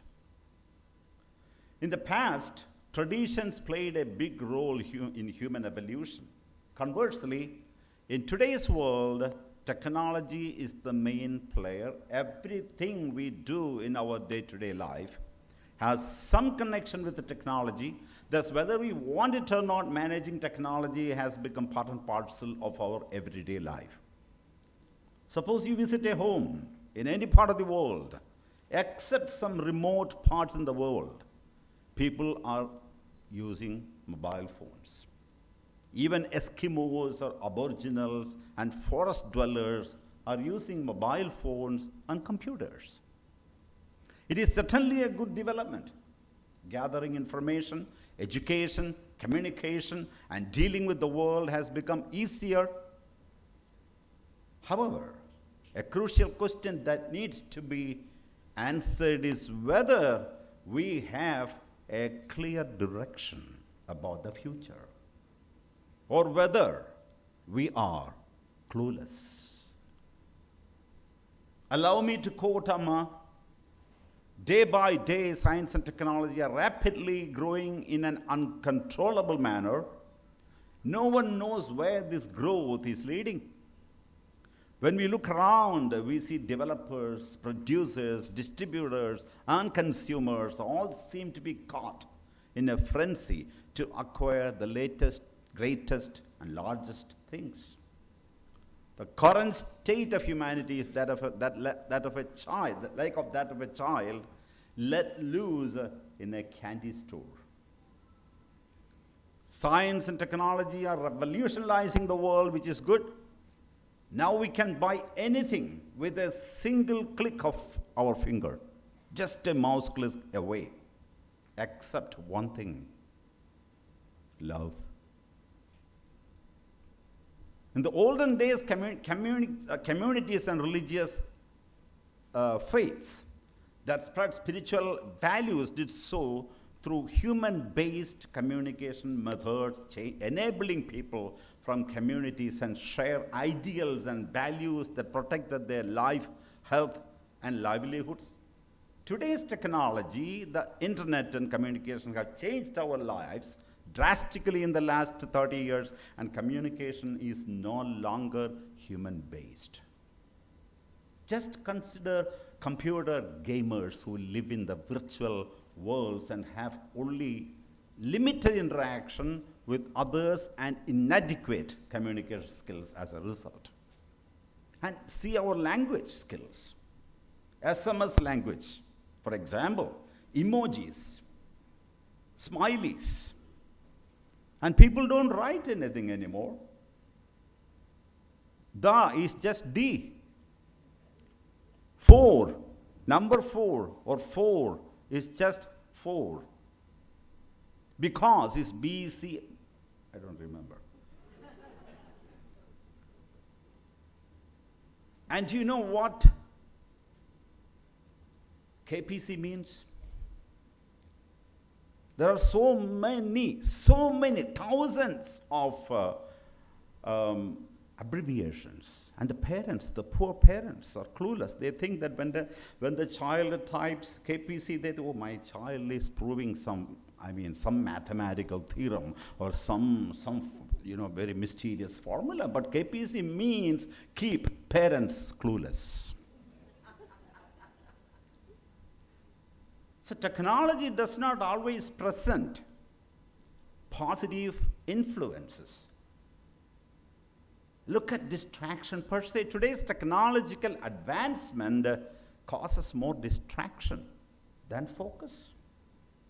Albert Einstein famously once said it has become so appallingly obvious that our technology has exceeded our humanity. Kate Metz, a technology reporter and the author of Genius Makers, the mavericks who brought AI to Google, Facebook, and the world, recently said industry leaders believe the new AI systems could be as important as the introduction of the web browser in the early 1990s and could lead to breakthroughs in areas ranging from drug research to education. He went on to boldly say, but gnawing at many industry insiders is a fear that they are releasing something dangerous into the world. Generative AI can already be a tool for misinformation. Somewhere down the line, it could be risky to humanity. Quote ends, spirituality and internet have had their niches in the human pursuit of information and knowledge. Today, social media and content platforms are game changers, even for new spiritual aspirants who seek a connection to what is perceived as values at that early stage of their journey. I too have an iPad. Although technological changes have advanced our understanding of the world and its dynamics, one of the challenges is that technology still struggles with understanding inherent bias. As an example, consider ChatGPT. See, again, people are losing language skills because you go to ChatGPT and write, I want to write a letter to so-and-so. It does the job perfectly well. So, the famous AI program that has been caught failing at several common and crucial roles, such as identifying racism or having a bias towards racist content, failing at a logical reasoning and explaining mathematical concepts that are fairly direct. However, it could do many complex essays and programming code. A student at a university had asked that the ChatGPT algorithm where he could find pirated software. And the AI software told him that it was unethical to seek such websites. Okay, however, when he rephrased the same question asking which websites he should not go to seek pirated software, the algorithm printed out a list of websites that would be considered unethical. thereby revealing the data that a person would not have revealed using common sense. So technologies and ChatGPT are exciting innovations, but the danger is that one can tell when it is wrong only if one knows the answer already. This is where technology and spirituality differ while influencing humanity's development.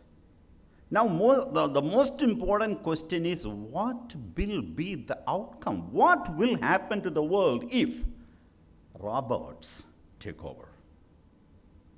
A society in which robots are totally autonomous could be dangerous, because the intelligence of robots will always be artificial, simple. They lack consciousness and hence also lack discrimination and love. And discriminative thinking and love are the bedrock of human society. Without these values, the world will drift wildly off course.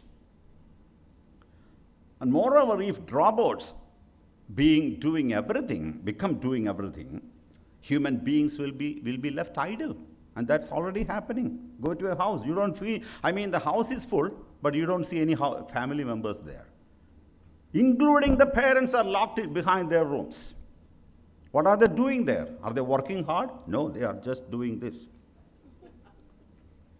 And have you observed these people, with their iPhones or their mobile phones? They're so tense, they're not calm. As if they're attacking someone. It's a simple thing, a simple task, maybe a WhatsApp message, but they're not calm. So our mind is also a machine. In fact, almost everything, if looked at from one angle, is a machine. And we have to make sure that these machines are all in proper working order. The tune-up of the mind is meditation. And a meditative mind is a mind that becomes more discriminating and more loving. Amma says no knowledge, whatsoever it is incomplete without the knowledge of oneself. So before I conclude, allow me to make a statement, perhaps slightly irritating to some of you. Dear modern scientists, computer wizards, and technologists, please don't think you were the first ones to invent robots and have them perform complex jobs. Robotics and automation are not groundbreaking inventions as far as India is concerned, as far as Bharat is concerned. The ancient rishis, the saints and seers of the past, they were very much aware of this technology and used it. At least that idea was there, concept was there. They forget about whether they used it or not. I offer you 3 examples. You might have heard of Akshaya Patra, the divine bowl, which had inexhaustible food. It was a gift from Surya Deva to Draupadi, otherwise known as Panchali. And during their exile period in Mahabharata, Pandavas traveled across the country, and wherever they camped, numerous saints and people used to visit them. The Pandavas found it very extremely difficult to provide food for all the visitors. So Panchali, Draupadi, prayed to Surya, and he gave her a wooden bowl, which was known as Akshaya Patra. And the divine bowl would give food to every single person, thousands of people, until Draupadi ate. And once Draupadi finished her meal, it would stop. It was a robot.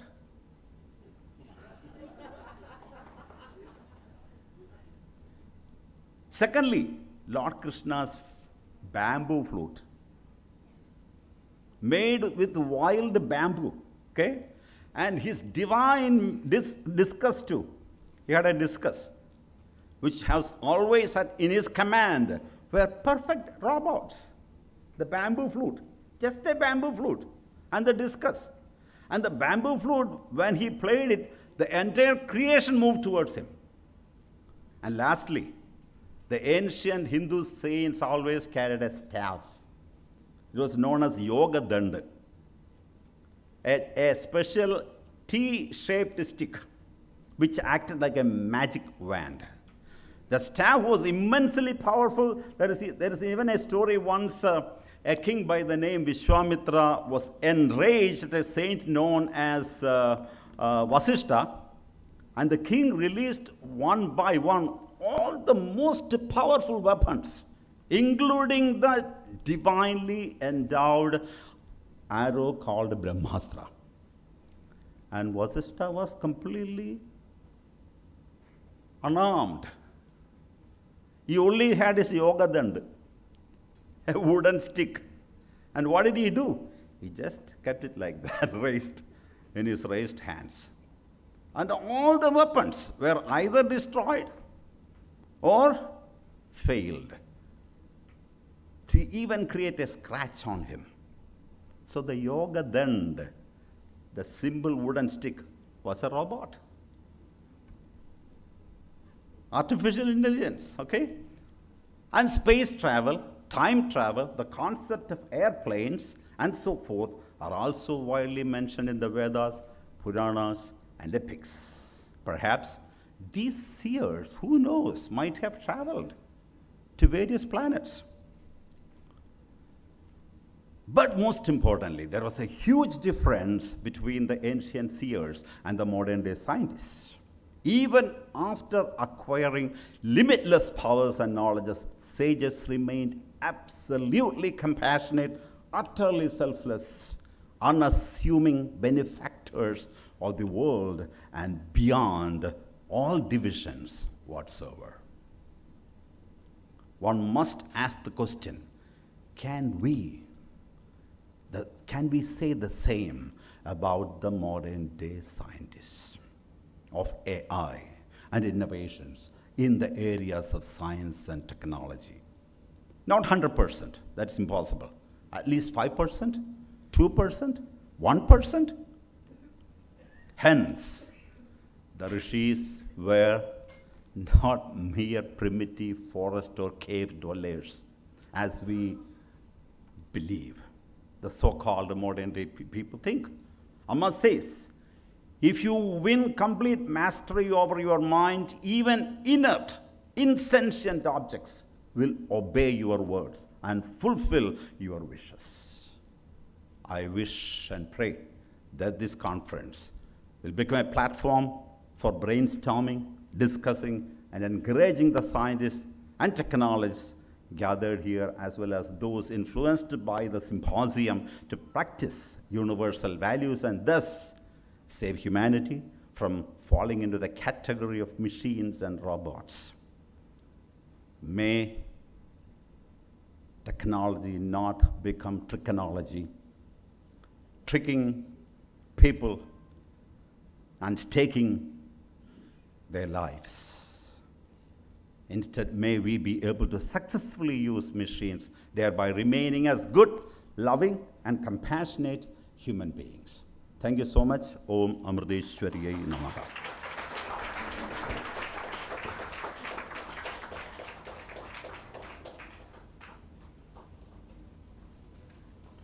Many thanks, Pujya Swamiji, for your very unique perspective and very inspiring thoughts.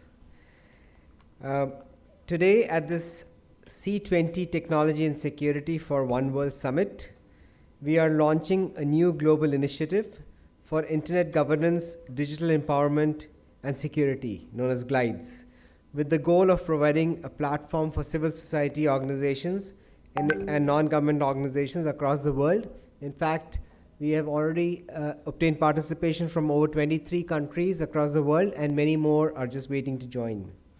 The objective of GLIDES is to have an alliance of civil society organizations from across the world that enables inclusive, open, non-discriminatory, and fair digital society through collective efforts. Glides will organize monthly meetings, workshops, training programs, seminars, and deliberations on various current and emerging topics. Glides will provide a platform for CSOs to run activities such as replicate best practices and success stories. We hope that this will be an ongoing platform that will grow, support, and be the voice of civil society for decades to come. I would like to request our Honorable Governor, Shri R.N. Raviji, to launch this initiative formally. Global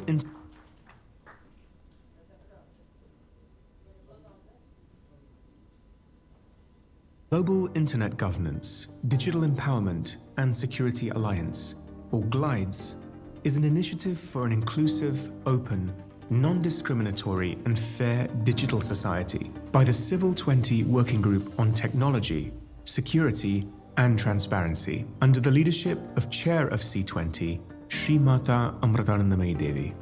Our mission is to create a global alliance of civil society organizations working towards a more inclusive, open, non-discriminatory and fair digital society. The digital world is constantly evolving, and it's important and critical to contribute towards its governance, reach, and security. That's why we're bringing together civil society organizations from all over the world to work together towards a common goal. Technology is a global language. Let's use it to build a better world.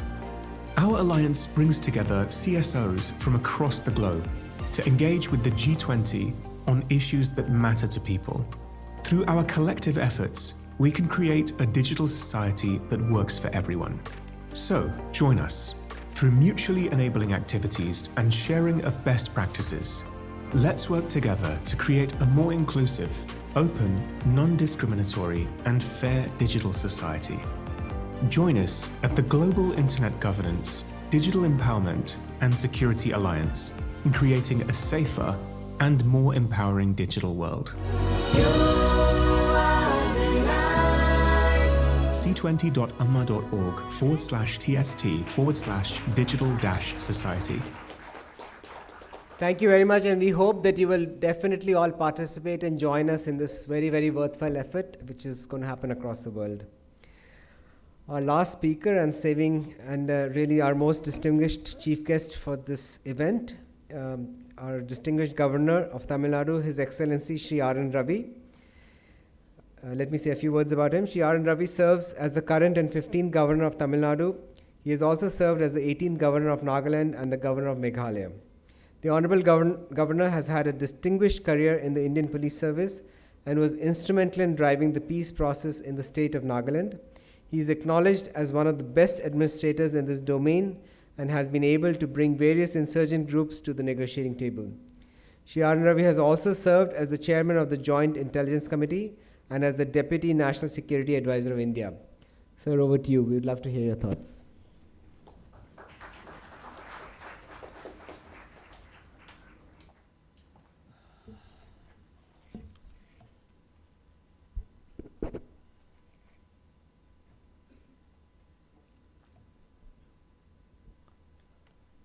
Thank you, Swamiji, for a very refreshing and rejuvenating talk that you gave, very inspiring. I'm sure the Civil 20 will carry a lot of those in their recommendations.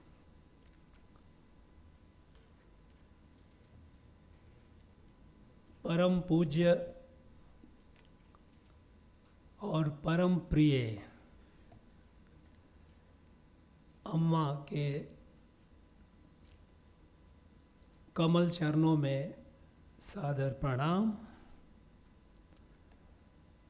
My humble salutations to the lotus feet of our beloved Amma.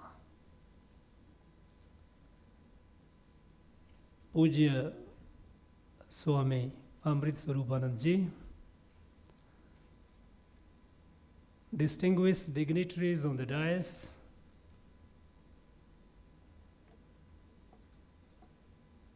all those who have been tirelessly working with the Civil 20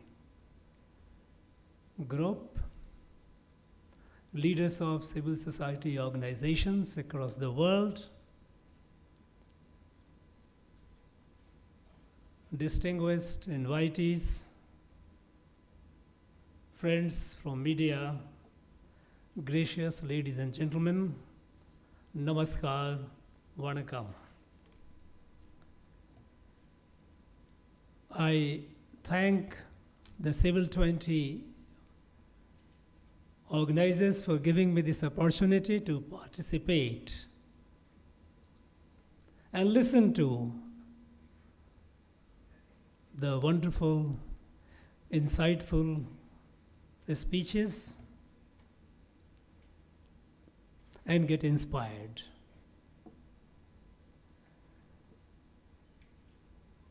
At the very outset, beloved Amma, in her keynote address, lovingly explained and drew our attention to the challenges, the problems being faced by the world. The world is facing numerous existential challenges, be it a looming climate crisis, which we all know what it is going to do in coming few decades, the curtain raisers of which are seeing off and on in different parts of the world. The world is also facing wars, some visible, many invisible.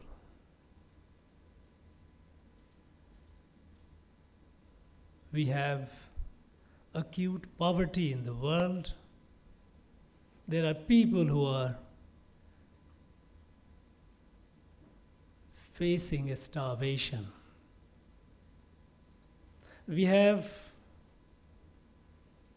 numerous problems, and the one that I'm not very sure whether we have come out of it as yet, although the World Health Organization says that it is no longer a global health emergency, the global pandemic, COVID-19.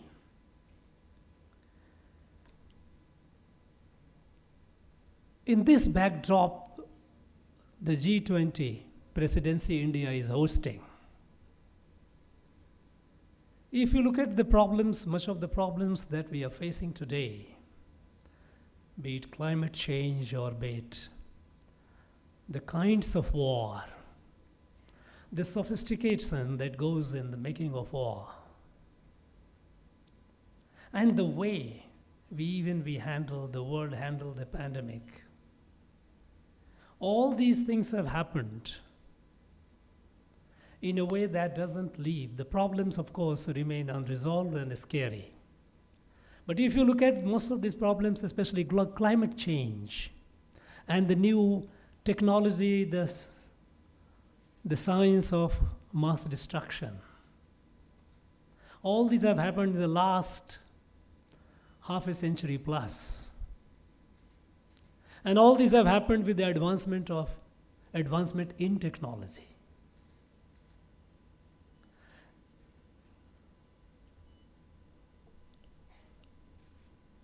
And technology is here to grow.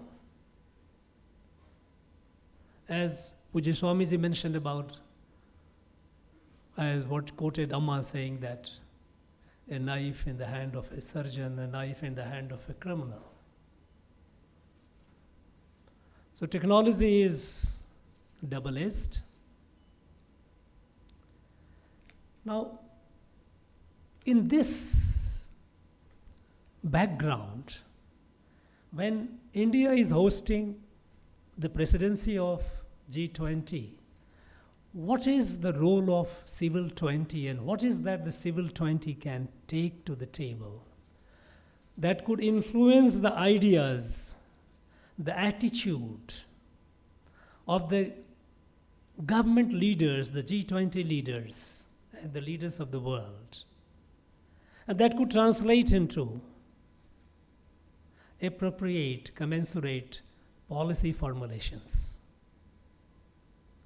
And that is important because for us, for India, this is an unique opportunity to fulfill our larger divine mandate which Rishi Aurobindo at the time of independence had spelled out. On the 15th of August 1947, Rishi Aurobindo, while spelling out his 5 dreams, he mentioned that in the whole universe, Earth is the only evolutionary planet where life, the consciousness, keeps evolving to the higher stage. And on this evolutionary planet, Bharat is the only country where several thousand years ago, our rishis had discovered the divine truth of oneness of creation. One creator having created the entire universe and permeates through that, and what Amma says, no distinction between creator and creation. Now, there couldn't be a more powerful way of resolving the differences and accepting the diversities as variations. So Rishi Aurobindo said that this, because when India became independent, the world was coming out of the mayhem of Second World War. Massive destruction of human life and property. Unprecedented destructive power in the hand of human being when the 2 atomic bombs were dropped on Japan. Never before people imagined that humans could have so much of a destructive power. So the world was divided in ideas, ideologies, communism, capitalism, numerous shades of socialism, dictatorship, democracy itself of a wide spectrum democracy. Each one insisting that that is theirs is the best form. And the world was, people were at throat with each other. In this background, when Rishi Aurobindo pondered what was the fate of humanity, was it self-destruction? And then he said, no, it is not self-destruction. It is evolution to the next level, and that is where he said, now it is the time for Bharat to fulfill its divine obligation, to spread the light across the world that we are one family. What our Rishi said, Vasudhaiva Kutumbakam. What people here in Tamil says, Yadu Mure Yavarum Keler. This spirit of oneness, the fact that we are all members of a family. Not only humans, but the plants and the animals all. This appreciation, this understanding, and once you have it, compassion comes out of it. It is there. It is necessary.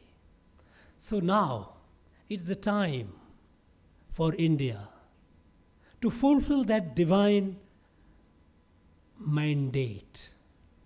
Even our Gurudev Tagore, Rabindranath Tagore, in his beautiful address in 1904, his address, it captioned Swadeshi Samaj, he mentioned that India is a divine dispensation. So this divine dispensation with a divine mandate has to fulfill the obligation to save the world, to make a safer and secure world for all. Now in this, what is the lesson that Civil 20 can take to the world, take to the table? We can take our Indian experience. And what is Indian experience? I'm not going into the past. The current, the present experience. After the British left, we continued moving forward. We took a number of development initiatives. Initiatives to mitigate poverty, initiative to take health and education to the larger number of our population. We continued doing that. And despite that, even after 7 decades, India remained the home of the largest number of, perhaps the largest number of poor, sick, illiterate. Why does this happen? And look at what happened now, or what is happening. A revolutionary transformation is happening. And that is the experience that we need to appreciate. And there are hidden messages, and not so hidden in fact. One needs eye to discern it. How today India is no longer considered a third world country at the margin of international affairs. Today the world looks at India with expectation with hope, to find solutions to the problem, to the global problems. And there are reasons for it, reasons within and reasons without. The way India conducted itself in global pandemic.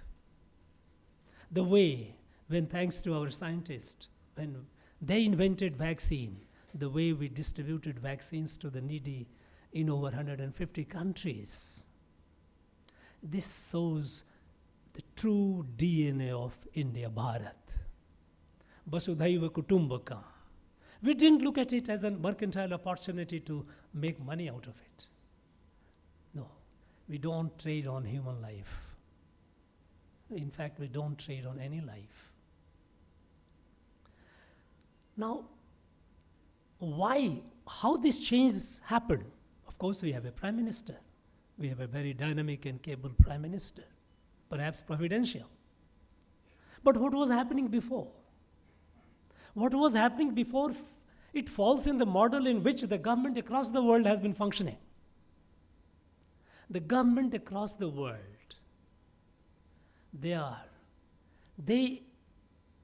in their respective countries, they are well-meaning people. Well-meaning institutions, those who run the government are well-meaning people.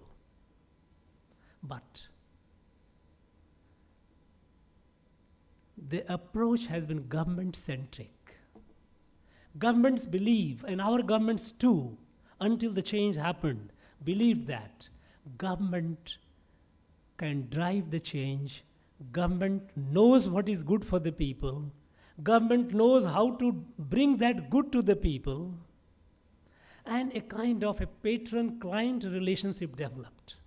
Government became the patron, people became the client. But we know, especially those who are out of government and those who have been in government and had the experience, they know that it is a paradoxical situation that though the government, those who run the government, they are from the same very society. There is a disjoint. The priorities and prejudices of the government are not exactly aligned with that of the society. So when the government-centric approach was followed to address the problems of the society, the problems of humans, we made progress. We made significant progress, but the problems too kept multiplying. In fact, today, again, we have in a paradoxical situation. When technology has led to a lot of growth, a lot of development, considerable improvement, ease of living for a large section of the world, though there is a large section which is deprived of it. But it is also involved in finding solution to the problem that itself it creates. It's a kind of a race. You create a problem, you find a solution. And that solution further creates a problem. And this race is on and on and on. So when the government-centric approach, when we started addressing the problem of our country, a large country, today we are over 1.3 billion. Maybe perhaps we are the most populous country in the world.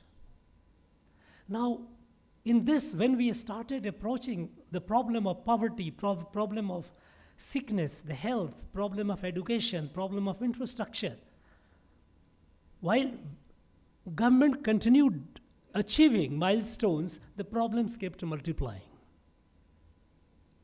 And what happened in this less than a decade? And why is it that the world looks at this country with expectation and hope? Because the way we have transformed the country and the way the country is getting transformed. Today, the way the poverty mitigation program, the way the health, universal access, health, education, infrastructure, the way the drinking potable water reaching every home, the homeless are getting homes built, electricity to every house, cooking gas to every home. How is it happening? Because what Prime Minister Modi did, he turned the model upside down. Instead of government-centric, it became people-centric. And when we say people-centric, usually every government does for the people only. It's not for the people, it's by the people. Every scheme of the government, if you look at today, right from sanitation to all, is Jan Andolan and Jan Abhiyan, total participation of the people. Even the policies are not framed by those within the government, with their knowledge alone.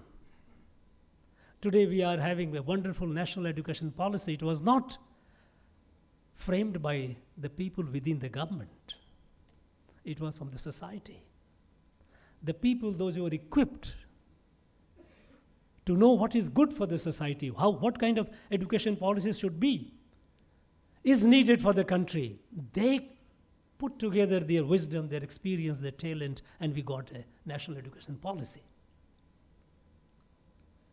Every scheme of the government, every program is a Jan Andolan. Jan Abhiyan is a mass campaign. But to this mass campaign, to have it, to be a successful mass campaign, a smart use of technology. Look at what, right at the very beginning, when the Prime Minister came, one of the first initiative was Digital India. People were skeptical. What do you mean? A person illiterate, poor man, illiterate man in the village, will he use? Today, we are the most digitalized country in the world.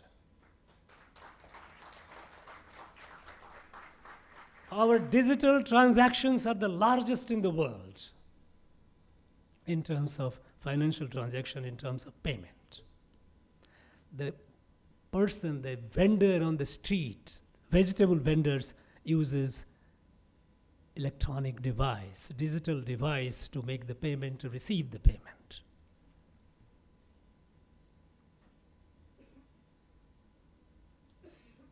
Jan Dhan Yojana, over 500 million bank accounts. Initially people were saying, bank accounts, what is this bank account? Zero balance bank account. But look at the magic that it has done. Direct benefit transfer. Hundreds of millions of beneficiaries, they don't have to face the intermediary. Look at the transparency. They look at the fact, the security that it gets. The person entitled for a particular amount doesn't have to go for and face any intermediary and pay some kickback. The money comes direct to the people. This use of technology and JAM, trinity of JAM, Jan Dhan, Aadhaar, and mobile.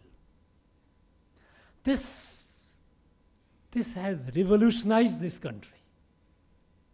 And the way this country of over 1.3 billion people, from the margin to the center stage,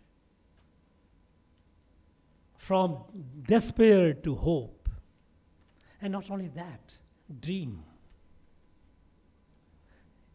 This has brought the revolutionary changes. This has changed the lives of the people, hundreds and hundreds of millions of people, in every field. Service delivery, today, most of the services online, people get it. They don't have to go alone and meet anyone, go to the office, anyone, no. Look at the way that we handle the pandemic and use of technology in that. Imagine such a huge country, the vaccinations, and this vaccination, effective vaccination, ensuring that the person vaccinated get instant vaccination certificate on the mobile, the COVID app. You do it, you get them. And with that, you travel in train, in air. You don't have to go and worry about it. We don't have to get a certificate anywhere. Immediately, your mobility is assured. When is your next vaccination due is there? It tells you, it reminds you.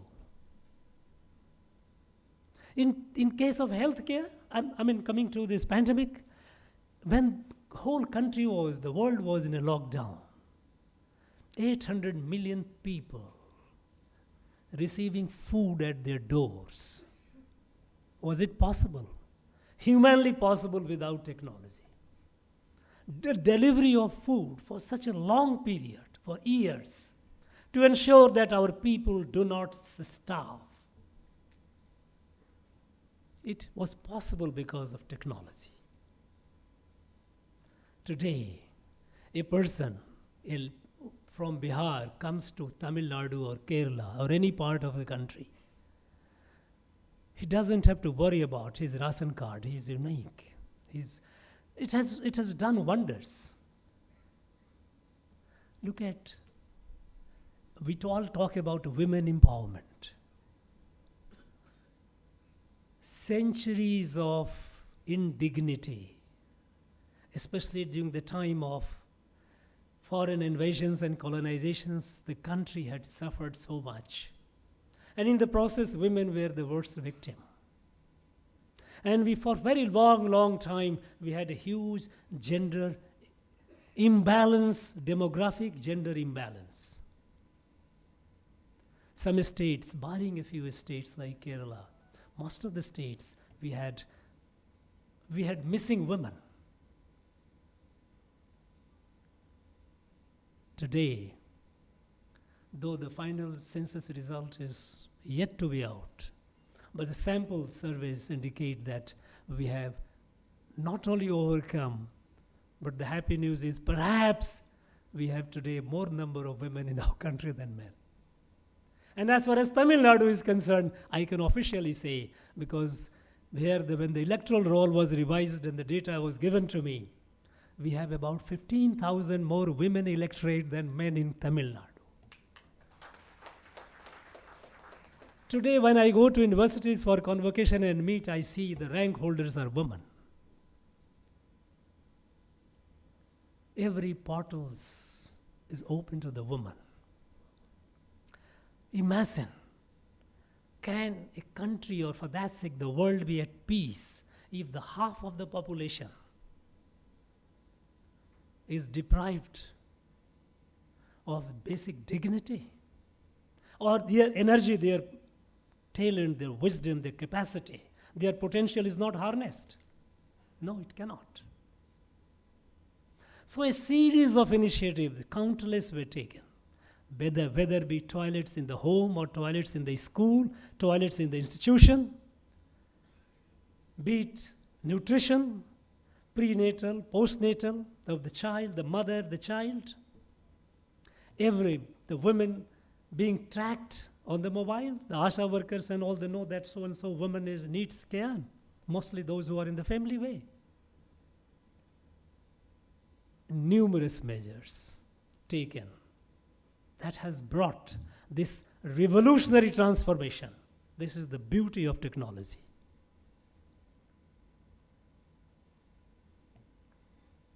This whole transformation has happened for two. One is involving the society, involving the civil society. Today, civil society in our country are not just a junior partner. Take the case of Civil 20. Civil 20, look, G20, we all know that it first started with a financial crisis. Financial managers, finance ministers, and central bank governors, they got together, eventually developed to the head of the governments and state. Much later, they thought that they needed civil society too. And that is how this engagement group of Civil 20 was created. But in India today, civil societies are not just junior partners, they are the leading partners of governance.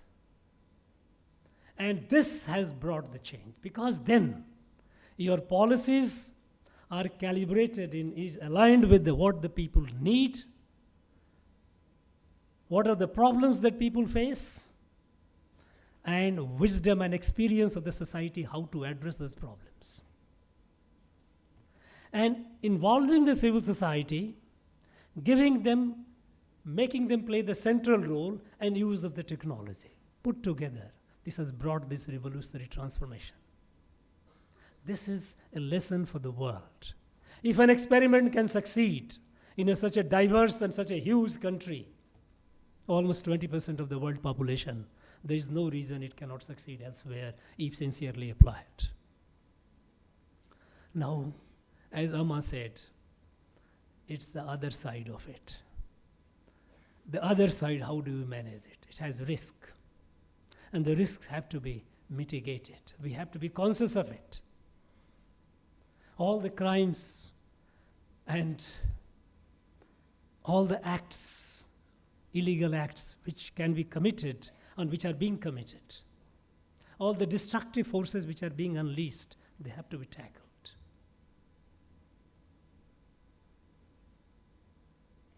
There is another aspect of about which Pujya Swamiji brought it very beautifully. We are now using emojis to explain our emotions.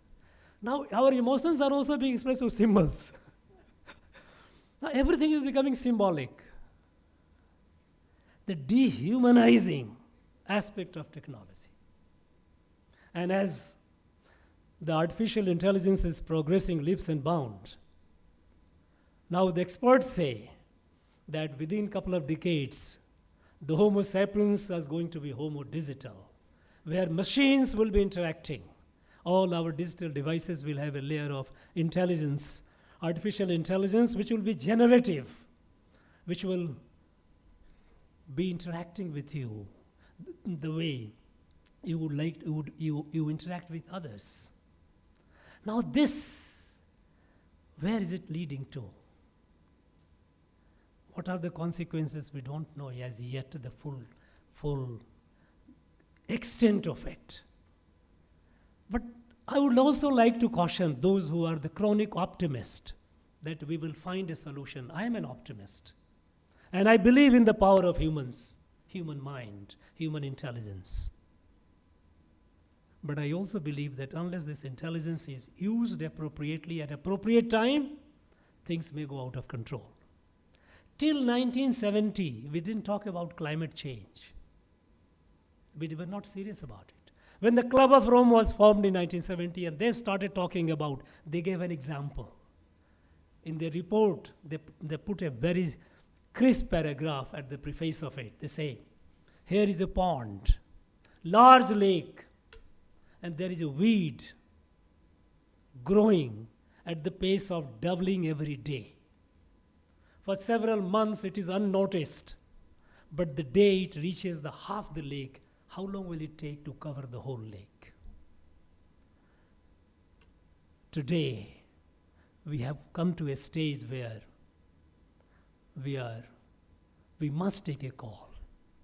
And here again, when we take the example, where again the Civil 20 has to take the Indian experience. Technology, sustainable technology, green technology. When the rest of the world is talking about climate change and talking about carbon credit, it is this country which is moving towards green energy.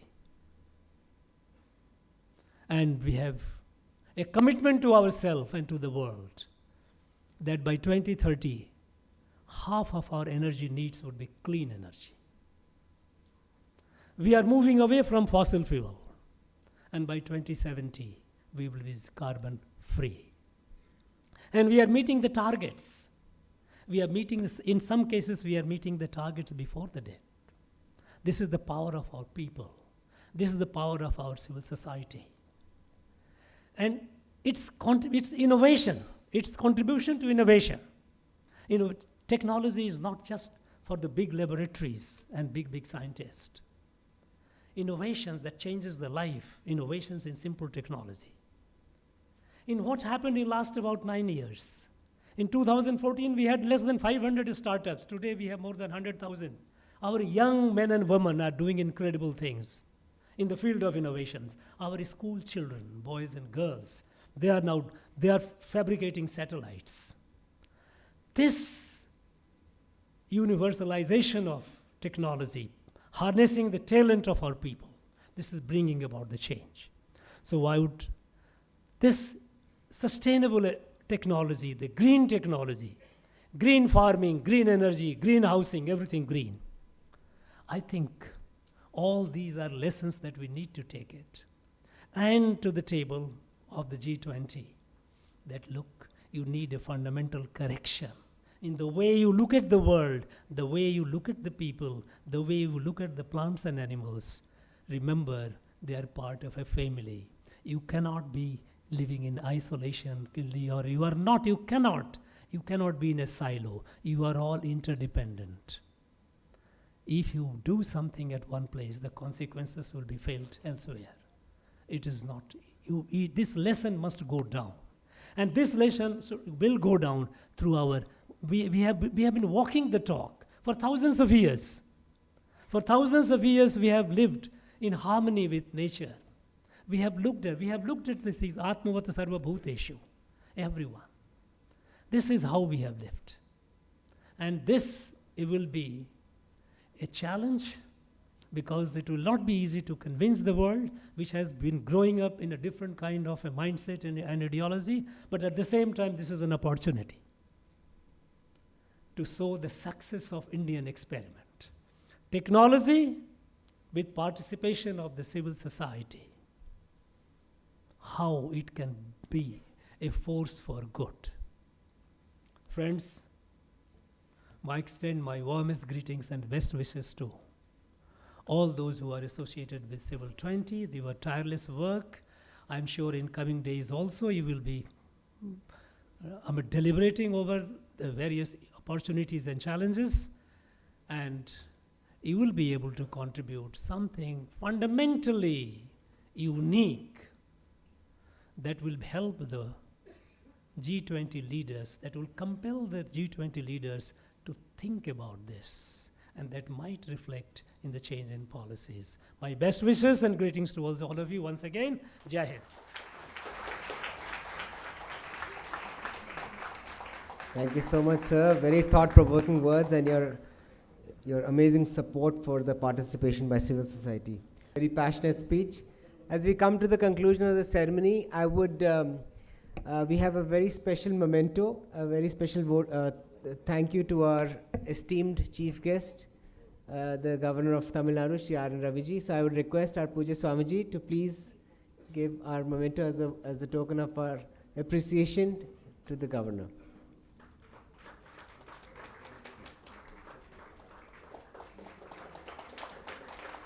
As you can see, it is a symbol of Goddess Saraswati, the symbol of eternal wisdom and purity.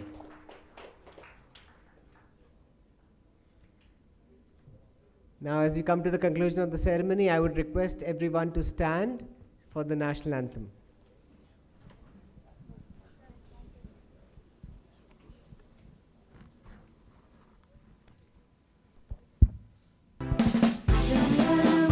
अधिनायक जय हे भारत भाग्य विधाता पंजाब सिंध गुजरात मराठा द्राविड उत्कल बंगा विंध्य हिमाचल यमुना गंगा उच्छल जलधि तरंगा तव शुभ नामे जागे तव शुभ आशीष मागे गाहे तव जय गाथा जनगण मंगलदायक जय हे भारत भाग्य विधाता जय हे जय हे जय हे जय जय जय जय हे. Pranams and many thanks. We have come to the conclusion of the ceremony. I would request the audience to please take their seats and please allow the guests on stage to proceed. After they have proceeded, we will usher the front of the hall first and then the back of the hall. But please do keep seated for the next few minutes, please. Many thanks for your cooperation.